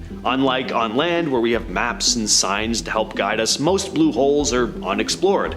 You never know what you might encounter down there. Who knows what could be living in these areas, for one, but aside from that, there could be dangerous currents, and things do live in some of these blue holes. The Great Blue Hole off the coast of Belize, for example, has been explored, and there are tons of different shark species living down there. So these aren't places as you can just go for a casual dive. Deep beneath the ocean's surface, there are these eerie chimneys called black smokers. These are hydrothermal vents on the ocean floor that emit superheated water, which is rich in minerals. But the extreme temperatures and the toxic chemicals can make these areas incredibly dangerous. They're a bit like underwater volcanoes, but instead of spewing lava, they belch out super hot water loaded with minerals. They're found near the edges of tectonic plates, where the Earth's crust is pulling apart, and when cold seawater seeps down into the cracks and meets hot magma below, it gets heated up and then shoots back out of the seafloor in these towering columns of scalding water. The water coming out can be hotter than boiling. We're talking temperatures that would cook you alive. And if that's not scary enough, they're also chock full of toxic chemicals like hydrogen sulfide, which can knock you out cold with just one whiff. Not that you'd really be swimming around down there anyway, to be fair, but still. So the conditions in these areas are pretty extreme, but there is actually life that can survive around black smokers, like tube worms, shrimp. There's a whole ecosystem down there that's adapted to thrive in one of the most inhospitable environments on Earth, which is pretty cool. Drowning is said to be one of the worst ways to go, and one easy way to drown, just get caught in a giant swirling vortex of water, a whirlpool. These are kind of like the black holes of the ocean, less mysterious of course, but incredibly deadly. And unlike black holes, which are way too far away from us to cause any harm, even for astronauts, whirlpools are everywhere. One of the most infamous whirlpools is called the Moskstraumen off the coast of Norway. Hope I'm pronouncing that right. Probably not. Its currents are strong enough though to suck down ships, which can be torn apart like paper. Whirlpools can be massive, stretching for miles across, so if you happen to stumble on one while sailing or swimming, eesh. That's all I'm gonna say is just eesh. And whirlpools can be unpredictable. They can form out of nowhere with no warning signs to let you know they're coming. So even if you're the most experienced sailor or swimmer, at the end of the day, we're all still at the mercy of Mother Nature. For all the terrifying creatures that are known to exist, there are also the mysterious ones, creatures that science hasn't documented, but people have claimed to see, and as intriguing as that is, it's just another one of the many reasons the deep sea is such a dangerous place. There are tons of creatures we could talk about. Let's take a creature that doesn't get talked about a whole lot though, a creature that's been dubbed the Moa Moa. The first documented sighting of the Moa Moa was on June 8th of 1890 on Great Sandy Island in Western Australia by a school teacher named Selina Lovell and a small group of her students. The creature was reported to be this huge monster turtle fish thing measuring about 30 feet in length. The creature was described as having a domed shaped body, almost like a turtle shell, about 8 feet across by 5 feet high, with an elongated neck and a 12-foot long tail. The creature's rounded jaws measured what looked to be about 18 inches. The head and tail almost looked like they belonged to two different animals. Lovell didn't get a good glimpse of the creature's feet, but locals have described the Moa Moa having almost alligator-like feet. Lovell watched the creature for half an hour from only about 5 feet away. Afterward, the Moa Moa turned towards the sea, lifting its body and tail above the water, tossing fish into the air, and then swam back down into the deeper water. And finally, I just gotta mention ghosts. Now, I know that sounds a bit silly. Most astronauts and scientists aren't really all that concerned about ghosts, but I mean, just think of all the ships that have sank or gone missing entirely, all the planes that have gone down and sank to the bottom of the water never to be seen again, all the battles that have taken place out at sea. Unlike the black void of space surrounding us here on Earth, our planet's waters are full of life, but also full of death. There are so many immediate dangers, so much unexplored territory. It's no wonder there are so many tales of ghost ships sailing aimlessly across the sea, or tortured spirits rising from the water to drag unsuspecting sailors into the depths. There could be tons of life out there in space and plenty of dangers we can't even fathom. But until we're able to venture out far enough, it seems like taking a trip to the moon may be a safer one than venturing down in the deepest, darkest depths of our very own planet. Number 10. Lost submersible. A frantic search was underway for a submersible that disappeared while on a $250,000 per person dive, carrying 5 tourists to view the historic Titanic shipwreck. The 21-foot submarine named the Titan, which was operated with a video game controller, carried the CEO of the company in charge and 4 passengers when it lost contact off the coast of Cape Cod. Passengers only had a 96-hour supply of oxygen that had depleted to just 40 hours since the harrowing journey began. Now, as I am filming this, some pieces of the Titan have been found and all aboard are presumed dead. Now, there are many different outcomes that could have happened. The best case scenario is that it imploded from all the pressure, meaning the people on board died almost instantly, and the worst case scenario is they were alive for all 96 hours, knowing they were lost and running out of oxygen as the air became thick. Then they all died hyper aware of everything and died slowly. Now, it's unknown how or why the equipment failed or what even happened. They could have been caught on something, but without help, it seems like their fate was set from the beginning. Rescuers are still looking for more of the submersible, and if we do find it, we can hopefully discover why and how this happened. Now, all I'm saying is I really think they got the best immersive Titanic experience ever, so I don't think they should be mad about it. Number 9. Elongated skulls. Sequim is a cenote located in Mexico's Yucatan Peninsula. It's a place that the locals feared, and in 2012, a team of divers discovered the reason behind its fearsome reputation. An underwater survey discovered 2 chambers of the cenote littered with human bones, including deformed skulls. Archaeologists spent 2 weeks exploring the 2 chambers, and the skulls belong to all different sexes and ages, so they aren't thought to be as sacrifices. Which then begs the question, what are they doing buried deep underwater? Archaeologist Bradley Russell, who made the discovery, believes the dead may have been buried as some form of ritual, or that they could be the victims of a plague that swept through the area. You wouldn't want them near the rest of the population, and you wouldn't want to drink the water either, Russell explained. Regardless, that's creepy, and why are the skulls even elongated? Are they another species of human? I just have so many questions. Number 8. The Baltic Sea anomaly.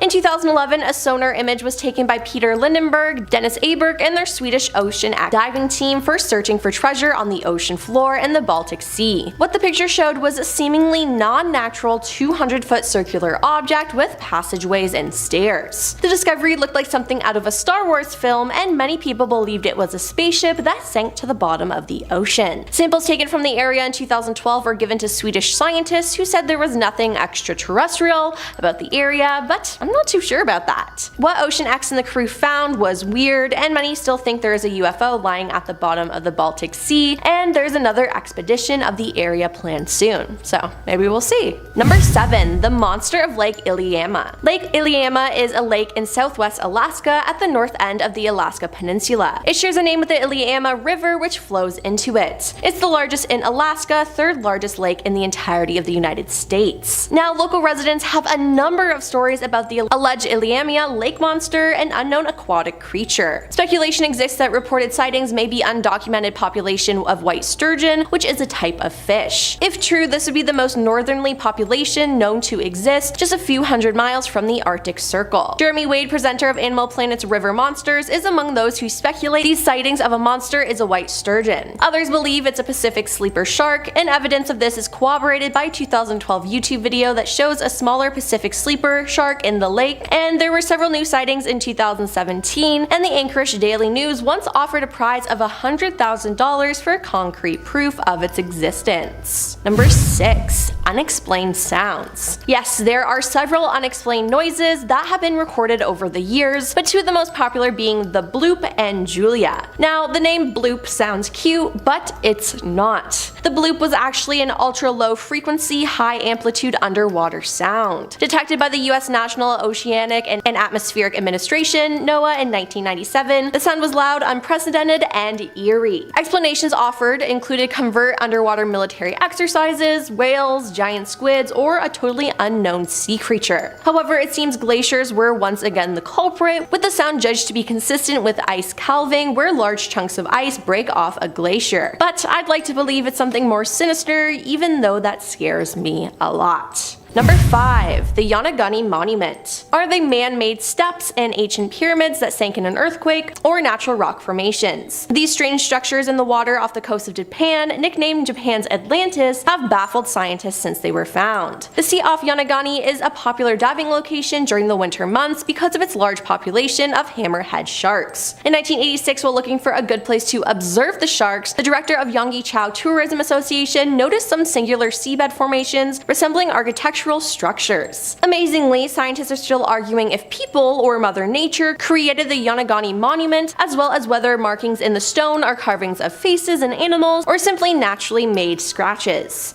Today, it's a popular dive spot with tourists today, and continues to puzzle people as one of the ancient mysteries researchers still can't explain. Number 4. Giant underwater pyramids. Is an anomaly that experts have been unable to fully understand or explain. Picked up by oceanic GPS technology, measurements of a structure were found, leading researchers to believe that 2 giant pyramids of ancient times sit underwater thousands of feet below the surface. The GPS data received back that the structures had a base of 8,000 square feet and were about 150 feet tall, making these pyramids pretty giant in size. But there's very little explanation into their existence, leaving it all entirely up to speculation. Why would they be there? Is it another hidden city? Who knows? The pyramid has been underwater for about 20,000 years. Considering this is around the time of the last ice age, where glaciation was melting from its peak 2,000 years prior, whatever civilization, human or not, that was around before the ice age could be responsible for building the pyramid. While the Portuguese Navy still hasn't determined the origins, many question why it hadn't been first reported sooner than late 2012. Now, to further support the idea the pyramid could have been built by different civilizations, archaeologists from the Portuguese Association of Archaeological Research have recently discovered evidence on Pico Island that suggests their belief that humans existed in the Azores region before the arrival of the Portuguese thousands of years ago. Number 3. The Mariana Trench. In the western Pacific Ocean, you will find the deepest part of the sea. The Mariana Trench is deeper than the height of Mount Everest, 43 miles wide, and a massive 1,580 miles long, which is 5 times larger than the Grand Canyon. Certified US National Monument, only small areas of the Mariana Trench have been explored. James Cameron reached the bottom in the submersible vessel Deep Sea Challenger in 2012, with the last successful attempt to search the ocean floor coming in 2020, when Chinese submersible Fenduji made it all the way down. Several new species of underwater creatures have been discovered in the Mariana Trench, with most living on the surface of the ocean floor, including a type of sea cucumber. Explorers will find themselves in total darkness as they continue to understand what else lies in the deepest parts of the ocean and how the marine life manages to survive. Now, because of its sheer size and pressure, only 4 expeditions in total have successfully descended, so will we ever know what's really down there?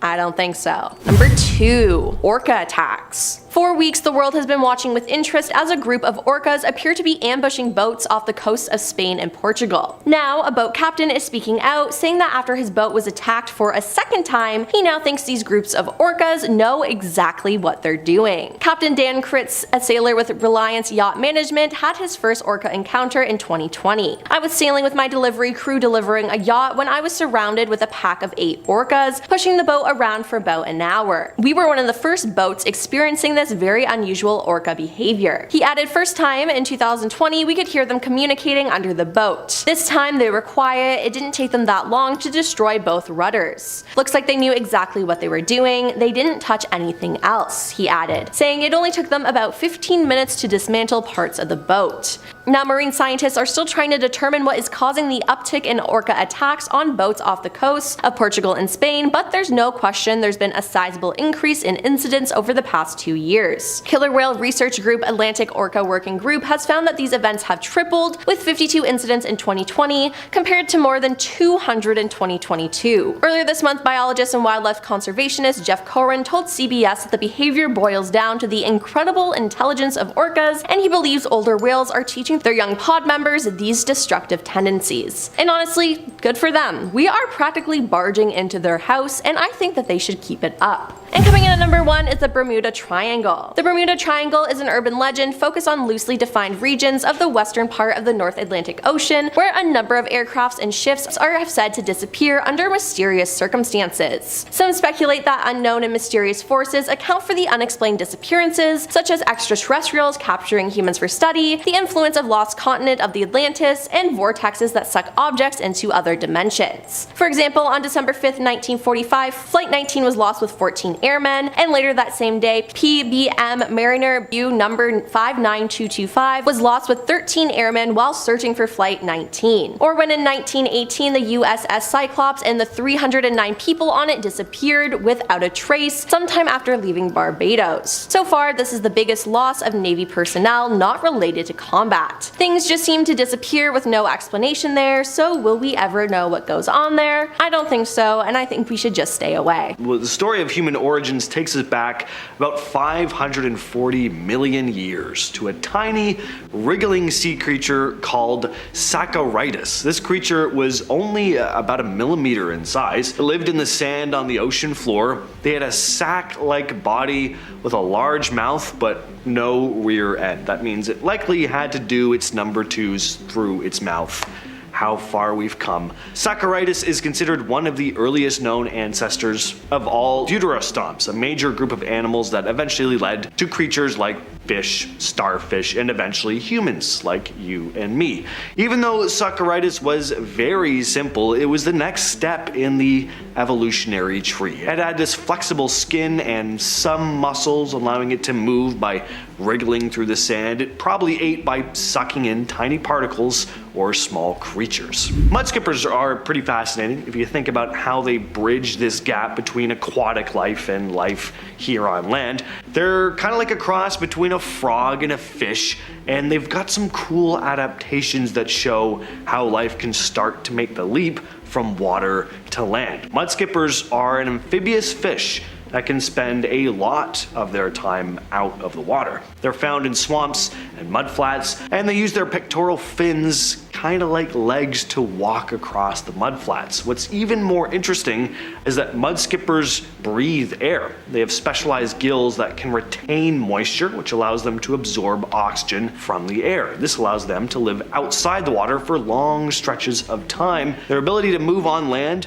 and breathe air could suggest that these things are in a sort of intermediate stage in evolution, and it's pretty cool because it kind of gives us a glimpse of what early fish might have gone through as they adapted to living on land, eventually leading to us. Mudskippers also have eyes that are adapted to both underwater and land. They haven't evolved into human-like creatures yet, but they could eventually lead to a new life form way down the line. The smooth hand fish. This is or was a species of handfish found in Australia. It was classified as extinct in 2020, but just a year later that was switched to data deficient, so there may still be a handful out there. These fish were very strange. They had a very unusual way of getting around. Instead of swimming in the traditional sense, it used its pectoral fins, like legs, to kind of walk along the sea floor. Weird, but pretty cool. They may have been moving across the ocean floor in a similar way to how early vertebrates might have moved on land. The handfish's fins evolved into broad, paddle-like shapes that helped it walk or glide, which is a big step in the direction of a more land-like movement. Unfortunately, these things may be totally extinct, but I mean, who knows what direction they could have gone in evolutionarily. Not that we'd be around to see it anyway.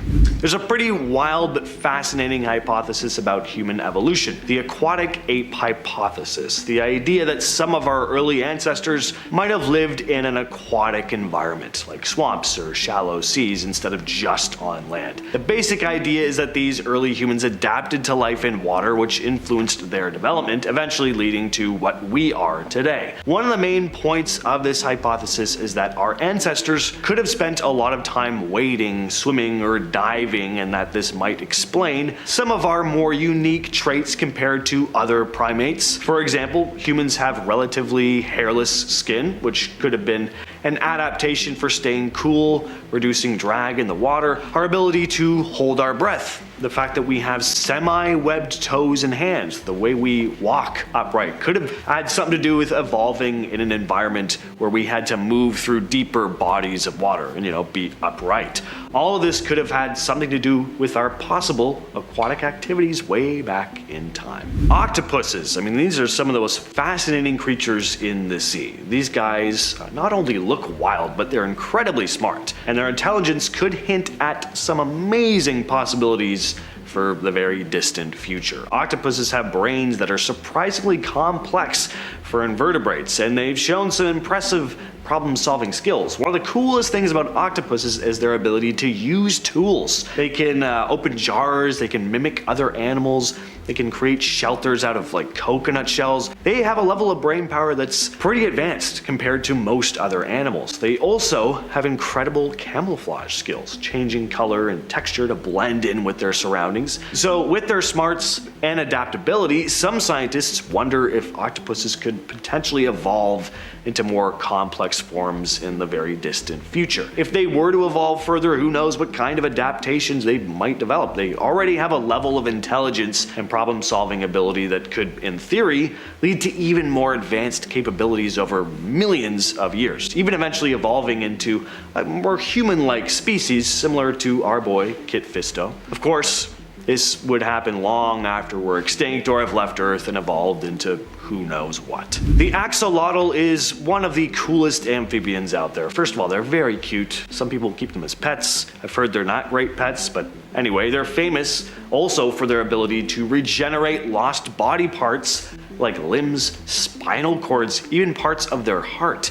They completely regrow these parts without scarring. That's like an anime level power right there. And unlike most amphibians that go through a complete metamorphosis from larvae to adult form, axolotls stay in their larval state throughout their entire lives. Now, let's imagine if these things had evolved in a different direction. Their regenerative abilities might have pushed them towards developing even more sophisticated abilities, and who knows, it could in the future. For example, if they continued to live in water but evolved to have more complex limbs, they could end up with hands or forelimbs. If they'd also started spending more time outside the water, their limbs could have become more dexterous over time. They might have developed to handle life on land, becoming creatures with this blend of aquatic and terrestrial traits, maybe even evolving into something with a mix of human-like and aquatic characteristics. The Pachycetus. This was a prehistoric creature that eventually evolved into a much more intelligent, advanced animal.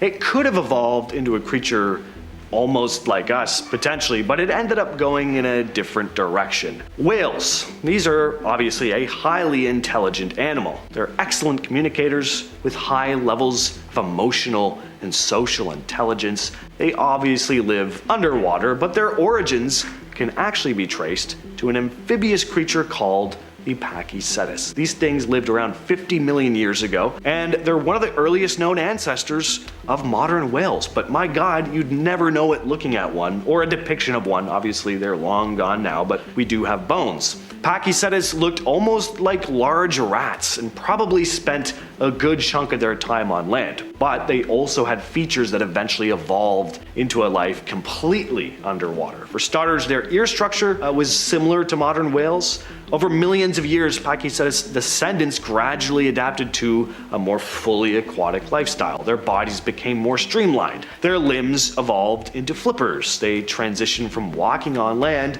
to swimming efficiently in the ocean, which eventually led to the beautiful, majestic whales that we have today. Teenage Mutant Ninja Sea Turtles. Sea turtles have been around for over 1 million years, and their long evolutionary history shows just how adaptable and resilient these guys are. They have a unique body with that protective shell. They're capable of long migrations across the ocean, long limbs adapted for swimming, and a highly developed sense of direction for their migrations. Their ability to navigate long distances shows a very high level of environmental awareness. If sea turtles were to evolve further, their flippers might gradually adapt into more functional limbs capable of holding objects, like katanas or nunchucks. Over time, this could result in a semi-aquatic species with a combination of turtle and human traits. They could even learn martial arts, fight crime, eat pizza instead of algae and seaweed. I should turn this into a cartoon. Dolphins are already some of the most intelligent marine animals. They have complex social behaviors, communication skills, problem-solving abilities. Their high intelligence makes it pretty easy to imagine them evolving into a more human-like form. I mean, dolphins even use tools like marine sponges to protect their snouts while they forage on the seafloor. If dolphins continued to evolve, their intelligence could possibly lead to more advanced cognitive functions. Over millions of years, their flippers might evolve to become more versatile, their social behaviors could get even more complex, maybe even leading to sophisticated forms of communication and perhaps even a culture. Alright, mermaids.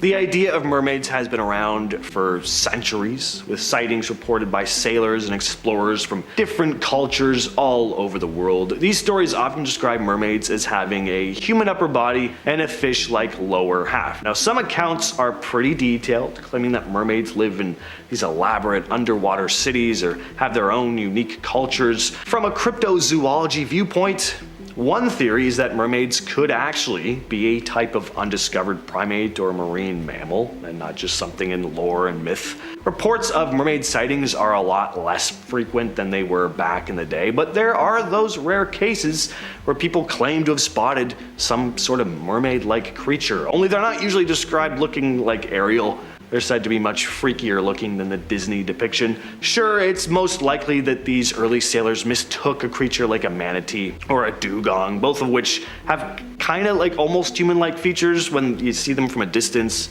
and you're just this desperate sailor who hasn't seen a woman in God knows how long. But who knows? I mean, another possibility is that mermaids could be a form of undiscovered species. If creatures like that existed, they'd be living in remote or deep sea environments where it's hard for scientists to fully explore thoroughly. Alright, starting off our list today, we have human remains. Yep, on Friday, April 26th of this year, 2024, deputies from the Mendocino County Sheriff's Office were alerted after the body of a woman was seen floating in the ocean just off of Fort Bragg in California. The deputies, along with the California Department of Fish and Wildlife and the California Department of State Parks, retrieved the body of a young female from the water. Unfortunately, the identity of the deceased remains unknown, as there were no identifying marks or characteristics on the body to aid in determining the identity of the individual. Along with this, the cause of death has not yet been determined for the young woman, and so a coroner's investigation has been initiated to help determine both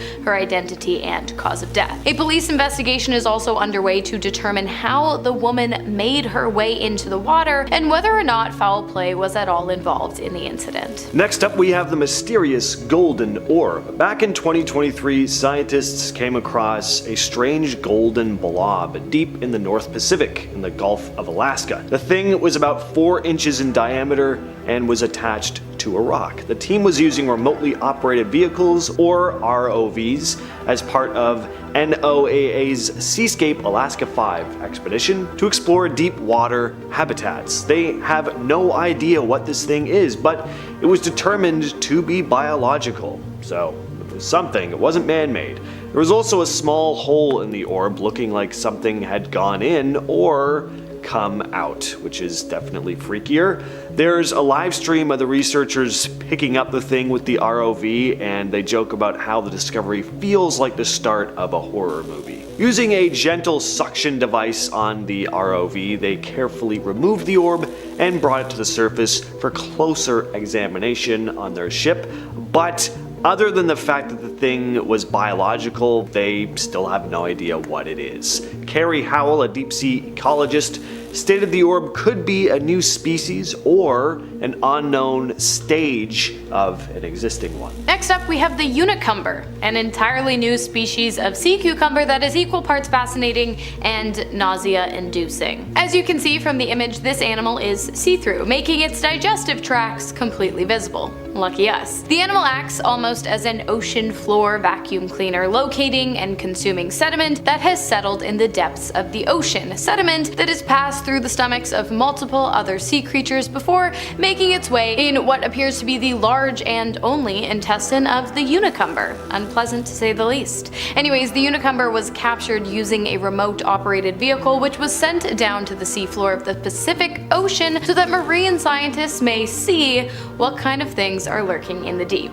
The Unicumber was among the largest animals found during the expedition, and it is assumed by researchers that its long tail that you can see is used to maneuver throughout the dark ocean floor. Next up, we have Barbie pigs. So it wasn't just the Unicumber the researchers found, there were tons of new species discovered in the Clarion-Clipperton zone of the Pacific. The team was led by deep sea researcher at London's Natural History Museum, Dr. Adrian Glover. They were studying life at 13 to 16,000 feet down below, and along with the Unicumbers, they also found these odd-looking creatures. Super strange, alien-looking things for sure.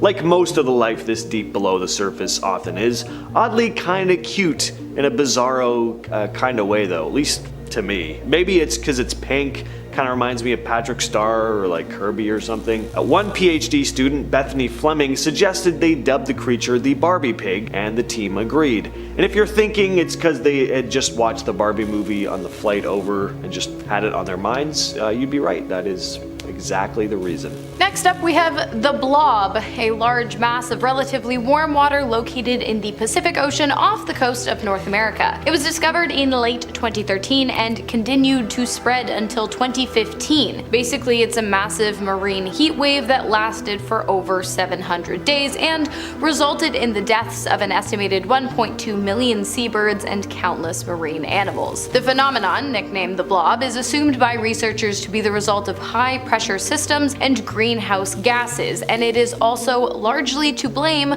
for the decline in the humpback whale population and the decline of Pacific cod. It is an extremely strange phenomenon that is not fully explainable, but that is definitely worrying based on the sheer amount of detriment it has already caused and could continue to cause to marine life. Next on the list, we have the true purpose of the expedition we talked about earlier, where all those strange new species of life were discovered. The team was studying the biodiversity in the Clarion-Clipperton zone because the area is going to be used for deep sea mining, the mining of sea potatoes. But what exactly are sea potatoes? Well, they're actually pretty important to the future of battery-powered cars, amongst other things. Sea potatoes are the nickname for manganese nodules, black rocks that contain precious metals like cobalt, nickel, and manganese. The plan is to scoop these rocks up, bring them to the surface. The CCZ has the largest concentration of these precious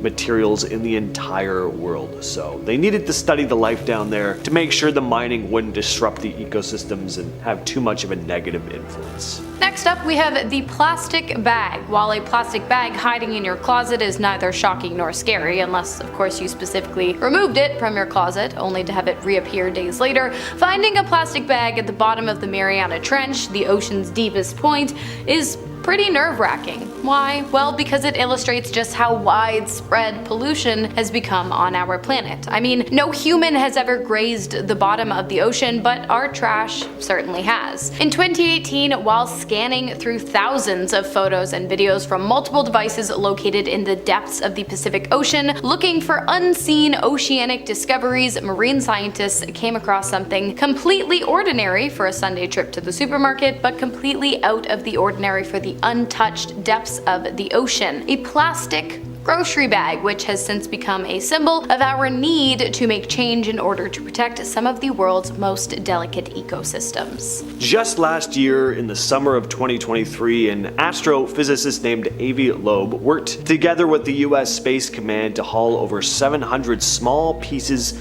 of space debris from the sea, just off the coast of Manus Island. The debris consisted of fragments from a meteor that flew into Earth's atmosphere back in 2014. At the time, a US spy satellite saw them plummeting into the sea, but there was no further investigation until Loeb and some of his undergraduate students got their hands on the report and set out to see if they could haul the little space bits out of the water. The debris is in the form of these pocket-sized spheres containing rare elements like lanthanum, uranium, and large amounts of beryllium. Loeb made a statement to the press saying, quote, "This is the first time ever that humans have held materials from a large interstellar object in their hands," which is pretty cool. Never before have we had the opportunity to examine materials from an object like this, that came from outside the solar system. It's a historic discovery. He also made a very interesting statement saying that, quote, the possibility of it coming from alien hardware is more exotic, but it is a possibility. What we can say for sure is it's not from the solar system. Yeah, pretty amazing. Next up, we have Amelia Earhart's plane. That's right, after 87 years, researchers at the ocean exploration company Deep Sea Vision believe they may have located the Lockheed 10E Electra that Amelia Earhart had flown while attempting to circumnavigate the globe after becoming the first woman to fly solo over the Atlantic Ocean and the first woman to fly solo across North America. She departed from Oakland, California and flew for 3 weeks, making various stops to rest and refuel. She was last seen in New Guinea taking off for Howland Island, but unfortunately she never made it. It is believed her plane was lost over the Pacific, but with no substantial evidence, there was no way of knowing for sure. Until now, that is, because in January of this year, 2024, Deep Sea Vision claims to have captured sonar images of what they believe to be Earhart's aircraft, sitting comfortably at the bottom of the Pacific Ocean untouched and undisturbed for over 87 years. While it has not been confirmed that what the company found is in fact Amelia Earhart's plane, the company does have plans to return to the site and use a remote operated vehicle to confirm their findings sometime later this year before possibly bringing the object back up to the surface. So there's things to look forward to. Finally, we have a giant underwater mountain. The seamount was discovered in November of 2023 when researchers were mapping the seafloor off the coast of Guatemala. It's what remains of an ancient underwater volcano and sits 7,870 feet below the surface. Now, when I say giant, what exactly am I talking here? Well, try 5,250 feet tall. To put this into perspective, the world's tallest building, the Burj Khalifa in Dubai, is 2,720 feet tall, about half the size. So that's one giant volcano, and there are apparently tons of others that have yet to be discovered. Experts estimate there could be hundreds of thousands we haven't seen yet. And seamounts are actually, they serve a pretty important purpose for the ecosystems down there as well. They're home to plenty of life like sea corals, sponges, and other deep sea life. Wow, you made it to the end of this 2-hour video. Want to binge some more most amazing content? Yes, you do. Check out this video next. It's about real Bigfoot sightings that are confirmed genuine from real experts. Click the video now to find out more. See you guys in the next video.